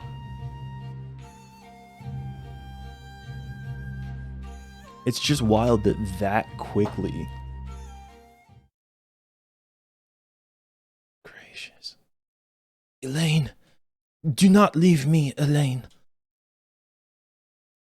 This is unpardonable.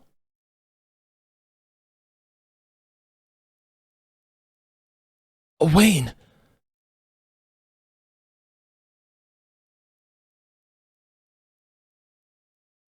No. No.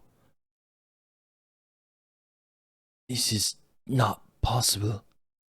This cannot be happening.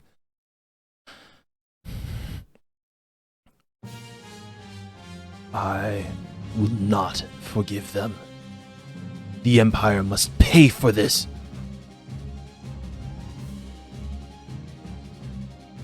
I am Cyan, retainer to the King of Doma. Enemy, all men to your positions.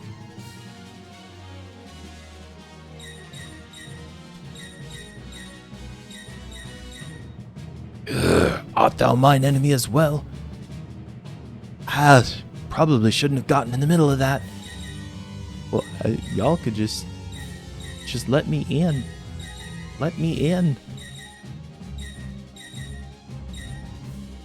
There we go. Let me give you a hand.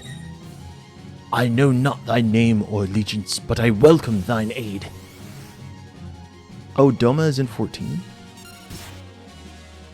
As a newish dad, that scene hits. Honestly, it's something that increasingly hit for me too.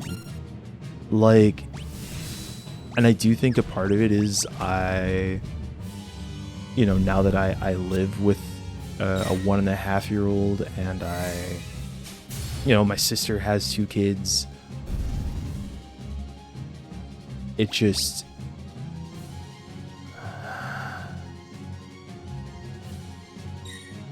is pretty easy to tell why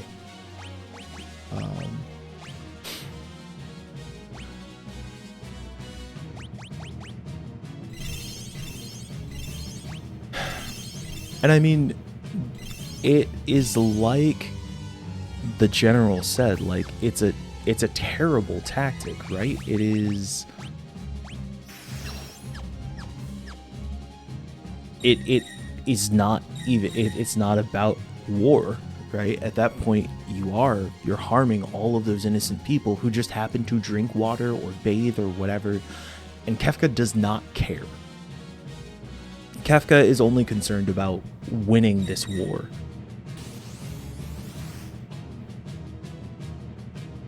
I think that's maybe the part that is standing out to me right now, is not feeling like I have a strong sense of why this conflict is taking place. But that also is not always how it works. We know that the returners are still fighting to try and keep their freedom, but like Doma isn't fight at this point. Doma is not fighting because isn't fighting for like freedom or whatever. Doma is fighting to avenge his fallen family.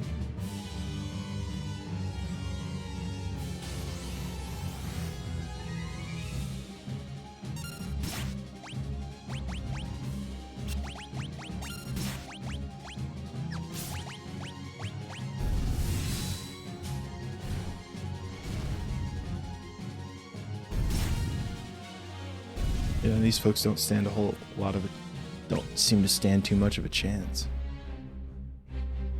I am in thy debt. Not at all. I'm Sabin from the kingdom of Figaro. We should get out of here. But I must avenge my family and countrymen. If we stick around here any longer, we'll have an entire regiment down our throats. There they are, this way. Oh boy. I have an idea. Follow me. Have you ever been so wronged that you decided to single-handedly storm an Imperial camp? The thing is, I mean, like, I don't know, we helped, but I'm pretty sure Cyan would have been alright with those troops, you know? I was just watching, so I'm watching Arrow right now, which I didn't watch when it was on air, but the season that is taking place right now is dealing a lot with themes of fatherhood. And, there's a character who goes into a pretty strong rage after finding out about, you know, who is doing it in the name of their son. And I think a lot of those themes, just especially as I get older and see myself as so distant from children, like, there is this sense of protection that you feel around these folks who are just so innocent and so full of potential and oftentimes hope. And it just feels like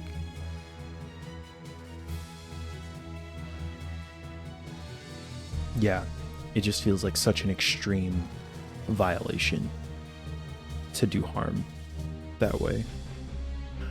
But this is part of what the game is trying to show us, right? It is trying to show that, like, Kefka is willing to do whatever, does not have any particular regard for much other than this sort of chaos. And there is this question that I'm still carrying around of, like, why is Kefka a clown? I assume that there will be something that speaks to that later, but, you know, we don't see a lot of other folks running around in clown makeup, so... Teferac says, it's interesting how much of this early narrative is showing you the reasons you should be opposing the Empire, but from multiple angles and perspectives. I think that makes a lot of sense, is that, like, we're getting a lot of the... I think you're right that, like, we're seeing these situations of, like, this is why you oppose the Empire, because these are the ways that they're, like, assaulting the space. What I'm not seeing is sort of like it could just be the Empire wants to take over. That's their motivation. But what I am also appreciating is that, unlike in Star Wars, in this space we're seeing conflict in the ranks. We're seeing people who are saying, like, hey, I know that we're in conflict, but this seems like a bridge too far. We're also seeing troops who are the grunt troops, right? And they're like, I'm pissed, Kefka's ridiculous, I would never do this, I would quit, whatever.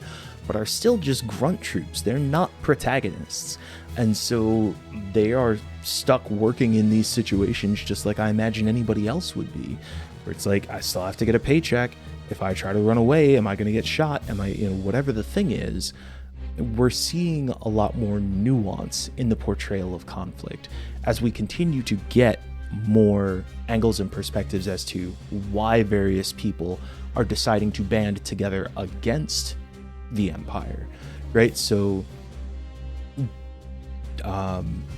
Cyan might have just been fine holding down the fort at Doma until the Empire attacked. And now that the Empire has killed his family, he's now ready to go on the offense. It's not even about protecting Doma like he's been doing for years. Simultaneously, we see that, before this, we saw that Ceres was like, I was working with them until they were like, we're willing to poison women and children. I'm not going to do it. Right? So we are getting a bunch of people from, like you said, Teferax, a bunch of different perspectives showing why they're going to come together to band against the Empire. That nuance was definitely something that Star Wars struggled to capture until recently. 100%. If you go back to episode 4, the bad guys are the bad guys because they're bad. And it feels like only even after the original trilogy, as you get into like some of the later seasons, as you get it more into like Clone Wars and the later seasons of Clone Wars in particular, and more of this media, do they start giving a reason for why the Empire does what they do. It doesn't justify their actions, but it does at least provide a human motivation. Rach, I'm not here, but this part. Oh, good, more mini games. Thank you. Sir Sabin, what manner of armored beasts might these be? I'll explain later. Just climb in. Go! Sir Sabin, how does one manipulate these abominations? Oh, for thou art getting to be quite a pain in the... Great, now I'm even starting to talk like you. See that lever? The one right by your hand? Push it down. Sir Sabin, it appears to be in reverse. Yeah, come on. Hey, what do you think you're doing? I cannot stop this monstrosity. Okay, let's bust our way out of here. Alright. Wait, maps? Oh, that is a cool map view. Andor got really good at the whole banality of evil gears and cogs of Empire stuff. Agreed. I really appreciated Andor for that reason. It's also why Rogue One is my favorite Star Wars movie. Hey, Magitech, Fire Beam, Thunder Beam, Ice Beam. Well, never mind.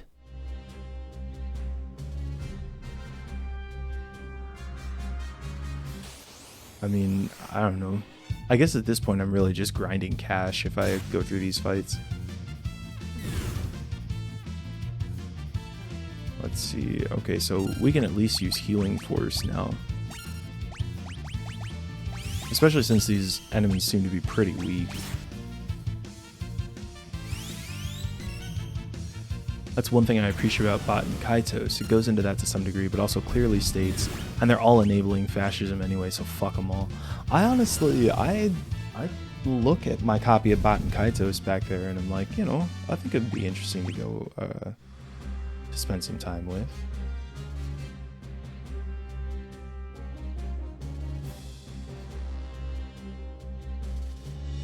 Alright, more combat.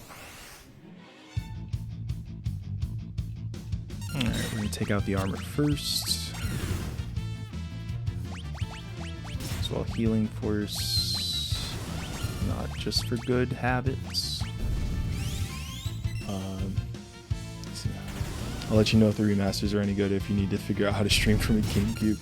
Yeah, the remasters aren't out yet, right? But it's soon? Oh hell, speaking of things that are soon, isn't Tears of the Kingdom soon? Is Tears of the Kingdom Friday? Is that correct?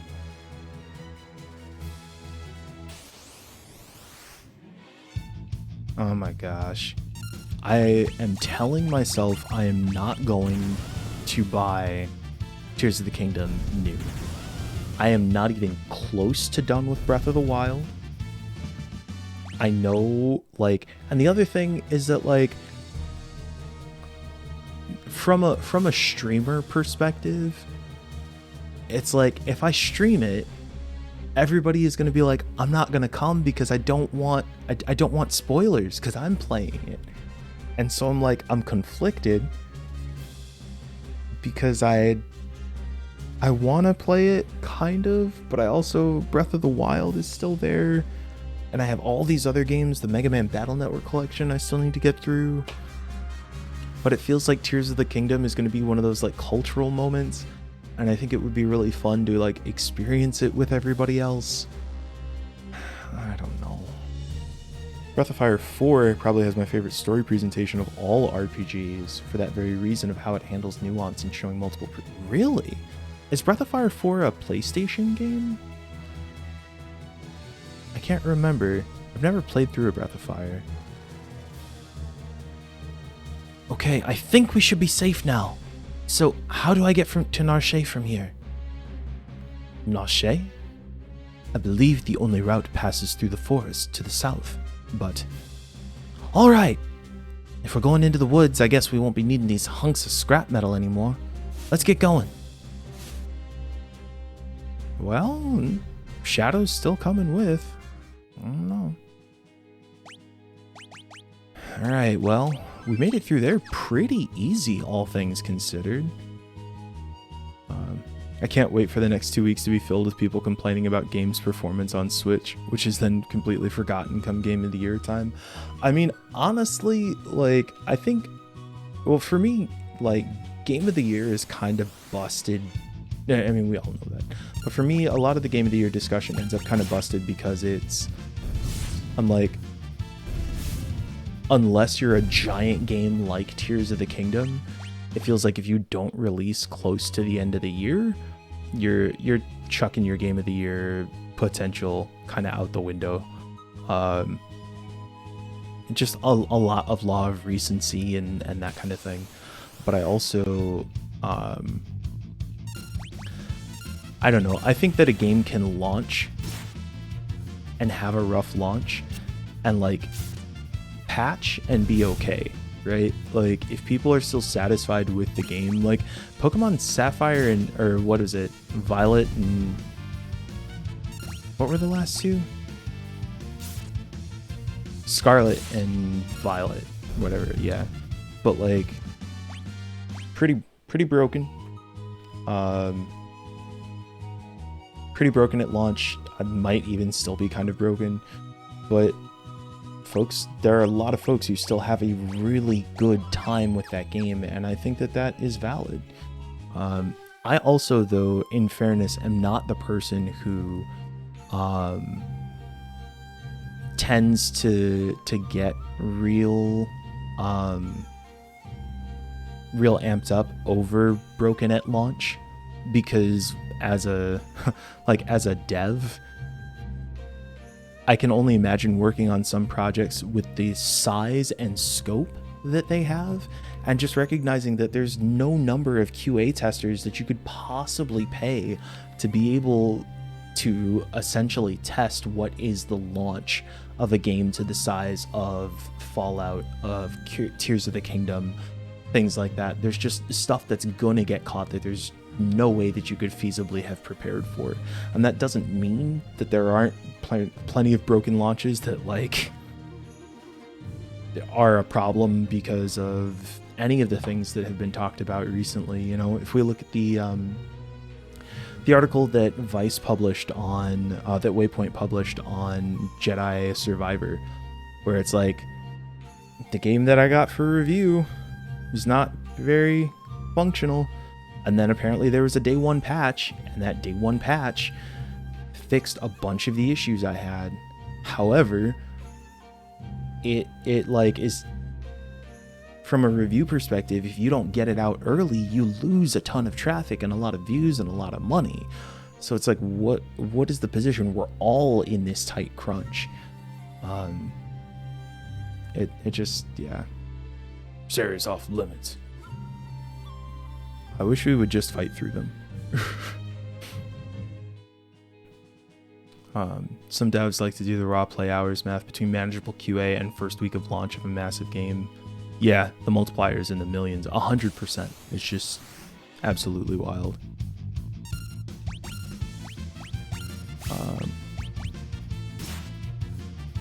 Agree to everything you're saying, but there's an active thing in gamer spheres that will take part in revisionist history and say that those performance issues didn't happen. I would certainly not say that. I think that would be different.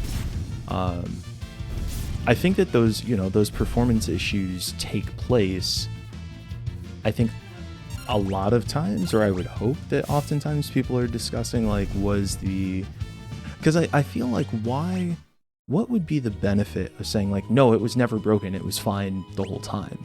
I could see if people were saying like, oh, it's fine, it's still a great game, it wasn't, and they might be saying like, oh, it wasn't that bad, it wasn't that broken. I could see people saying that. But I guess for me, it still kind of comes down to if folks are able to release the game and tune it up into something that is like quality and worth playing, I'm okay with waiting a couple weeks. I'm okay with having that first week or two of it being kind of broken. I am still, for instance, like nervous about going back to the Battle Network collection because there's a whole stage that you just cannot access after you have cleared it in the story, and I'm hoping they patched it, but I don't actually know. It's such a big bug that I have to imagine, but it also was a big enough bug that it just like bounced me out of the game. So, ooh, we got some fancy fog effects and a little bit of side scroll. Okay.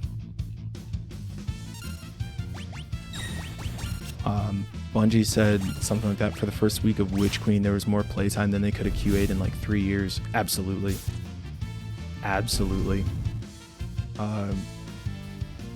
Plus, you not only have the number of players and the amount of hours that are getting QA'd, you also have a bunch of different hardware setups, different region, different regions that they're being played in. Like, there's just so many different things.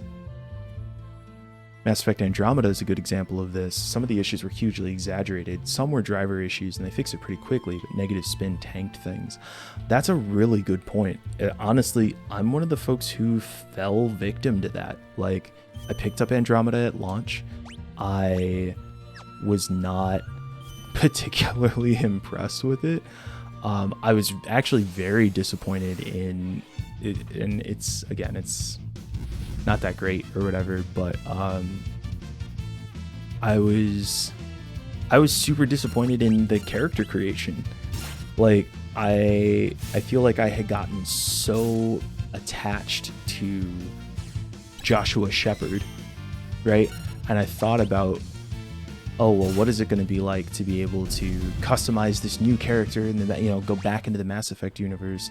And it felt like there were like barely any real customization options, particularly for like black hairstyles. I was very disappointed, and it was a little buggy, and I ended up leaving very early in that game.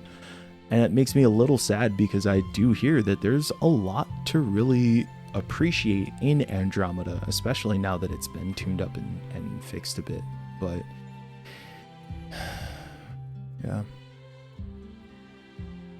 absolutely see the challenges of optimizing for practically infinite PC hardware combinations. Yeah, I mean, it's part of the struggle for developing for Android.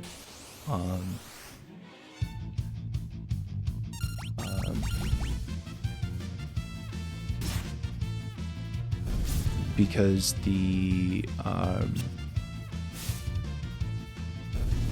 yeah, it's part of the struggle that, like, yeah, developing for Android is so tough because you have tons of different processors, different amounts of RAM, different screen sizes. Just,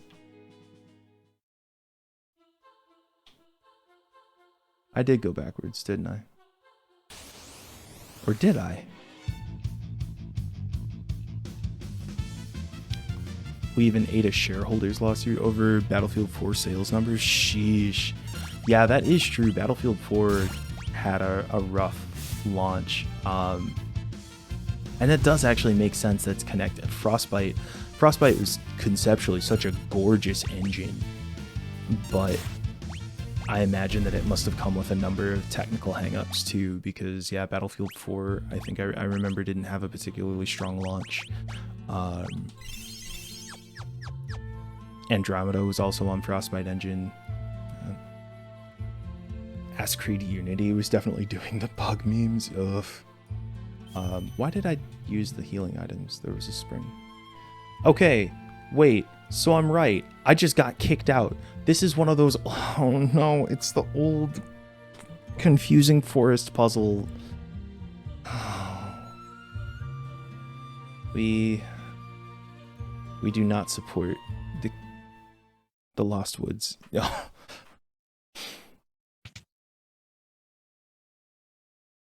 What the heck? A train. There could be survivors. Let's take a look inside.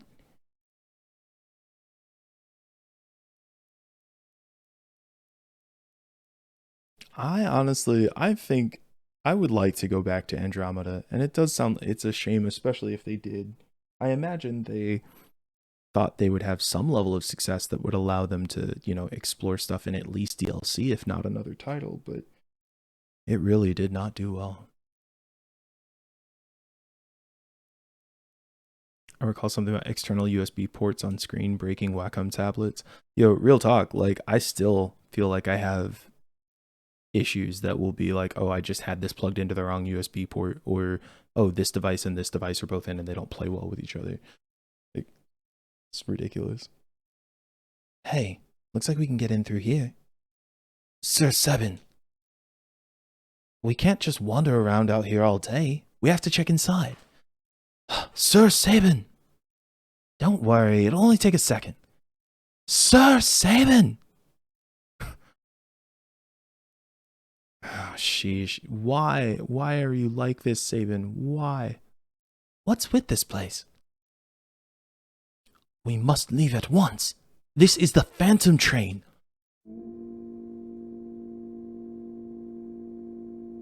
That sounds like bad news. It's moving. We must get off this train at once. The door won't open. I fear we are too late. What did you say this train was? This is the Phantom Train. It carries the souls of the departed to their final destination. This song. Wait a second. You're saying this train's giving us a one-way ride to the afterlife? Unless we find a way off, I am afraid that is exactly where we will end up. Well, I'm afraid that's a trip I'm gonna have to pass on. Look at him with it. If it won't let us off, then we'll stop it ourselves. Let's make for the engine. How did you... Oh, great. Oh.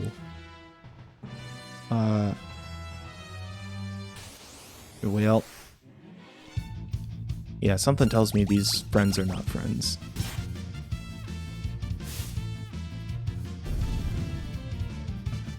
Alright. May as well check. What's with this guy? He seems to want to accompany us. Okay. Okay, that one didn't. Why do they have their backs to us? I feel like I deserve better than that. Wait, the ghost is a party member?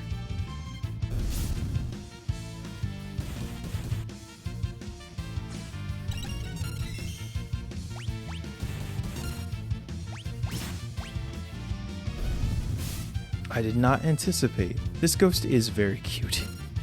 Possess. Okay, we're gonna have to try that with another enemy, one that's gonna live a little longer. Come on. Oh wow, it's already 1:15. Holy heck, maybe, I guess we're gonna have to find our next save point and maybe call it.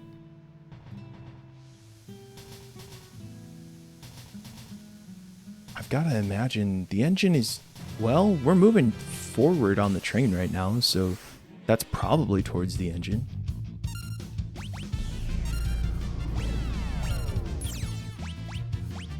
No. I don't know why they're all taking that 1 damage.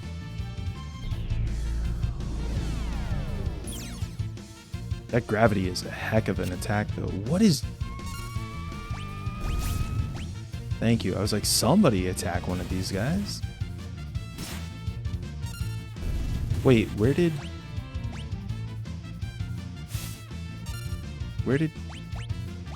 the ghost go?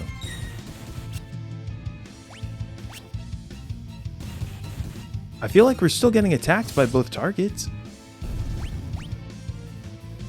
Did I like end up killing the one that the ghost was possessing? Did I...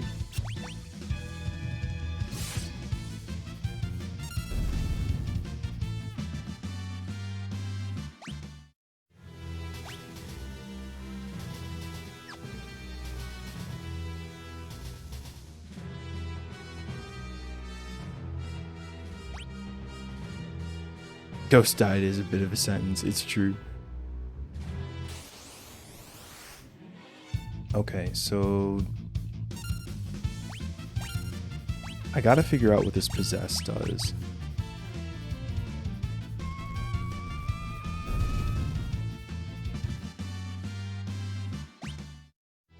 Well...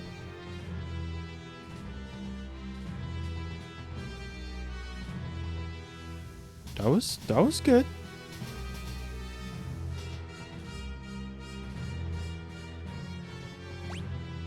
Another ghost?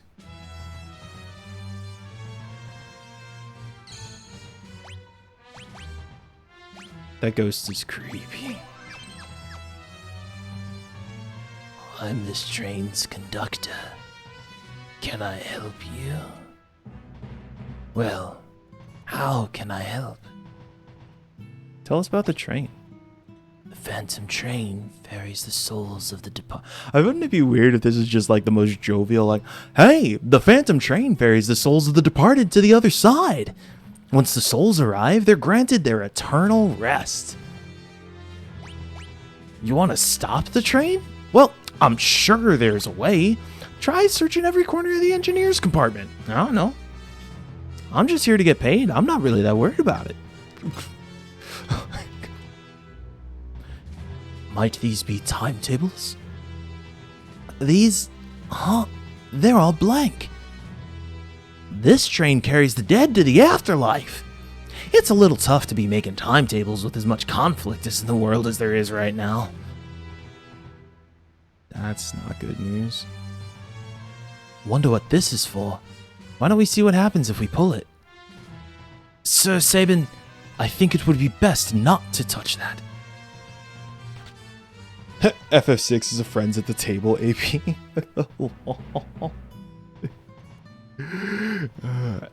Oops, my hand must have slipped. What? Thou art truly insufferable. Cyan, you're not scared, are you? What dost thou mean? 'Tis not as though I have an aversion to machines, or try to stay as far away from them as humanly possible. Cyan, so you're afraid of machines? Ah, what gave it away? Gracious.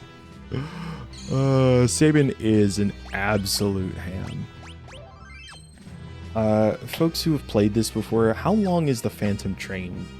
Like, is this another 15 minutes? Is this another like 45 minutes? If it's another 15 minutes, we'll clean up the Phantom Train and leave our third encounter for tomorrow. if this is going to be a little bit, another 30.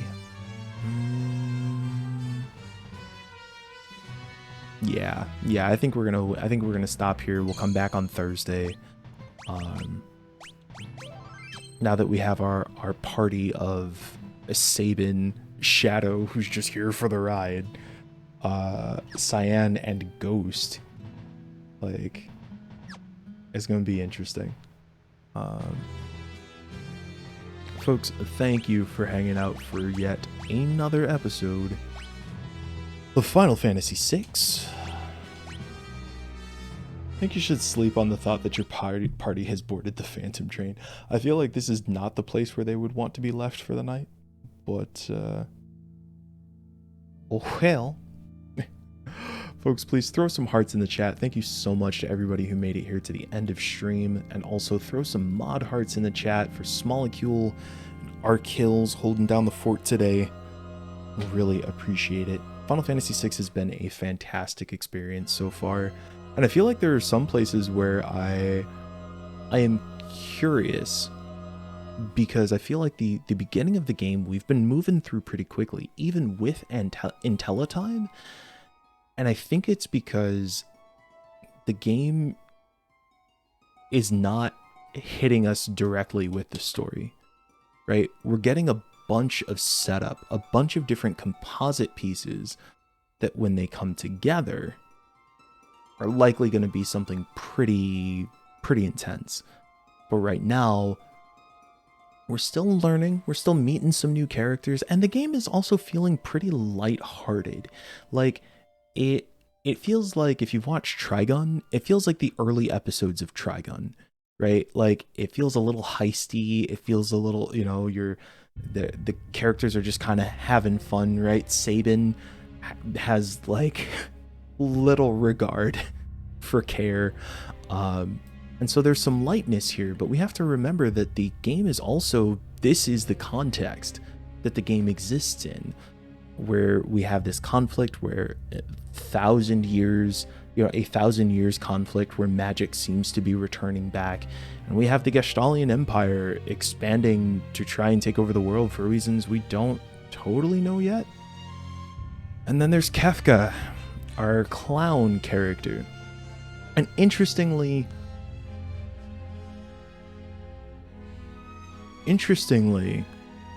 there's a part of me that feels like I'm being disarmed, right? Kefka commits war crimes feels pretty lighthearted. Well, I mean, because the thing is that, like, there are... Yeah, and I heard that, yeah, the production time on this game was, like, super fast, which I think gives us some interesting spaces as well to think about the things that they just, like, had to do, right? But there are spaces where it feels like we don't have, even when dramatic things or large scale things happen, we're not really given the time to sit with them the way that I think we do in some other games. And so the pacing feels like, you know, like, obviously Kefka commits the war crime by poisoning the water system, and we go through this terrible scene where we see all of these troops around the castle dying. We have this dying dialogue with the king, and then we see Cyan not making it in time to be able to see his wife or child before they die.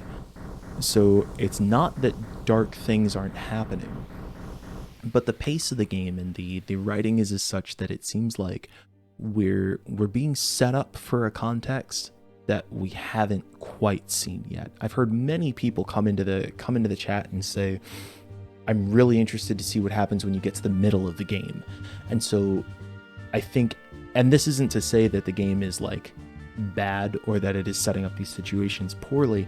What I think it is doing is, I think about, honestly, as a parallel to, like, Adventure Time, where the beginning of Adventure Time, Steven Universe, something like that, it starts off kind of light, it gives you some space to be able to breathe, even though there are elements that get heavy here and there.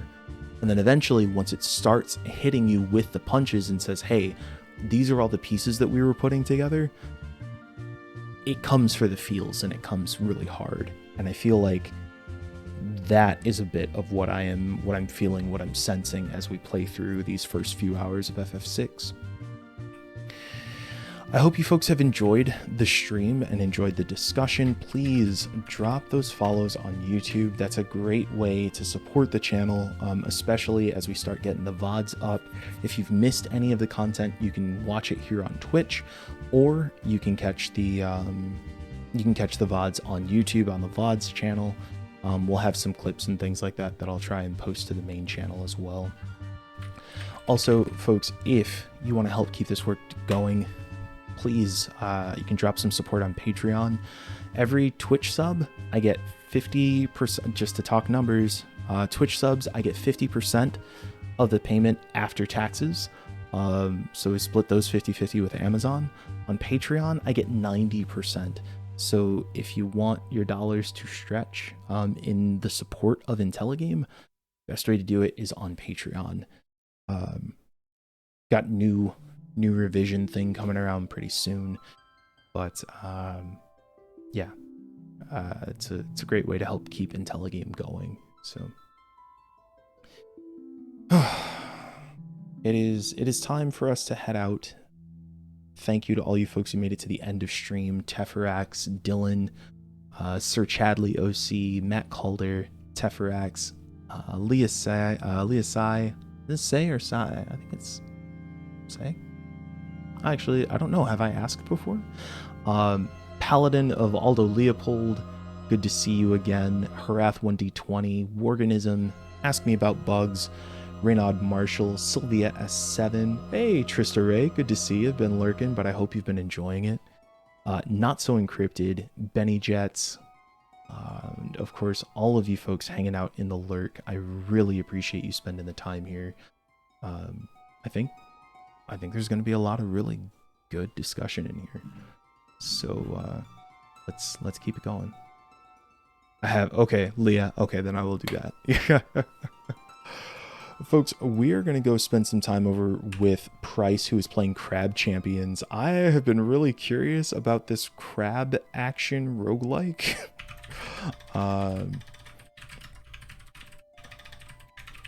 The folks over at Stumped Gamers, Enna, Price, Jazz, and Ash are just phenomenal people. And I am always happy to support them when we can. When you get there, please drop those hearts in the chat to let them know where you came from. Even if you are going to bounce out right after, just dropping those hearts helps to, helps to give a good welcome and let them know that we appreciate what they're doing. We will not be live tomorrow. Tomorrow's Wednesday. I take Wednesdays off, but we will be back on Thursday with more Final Fantasy VI.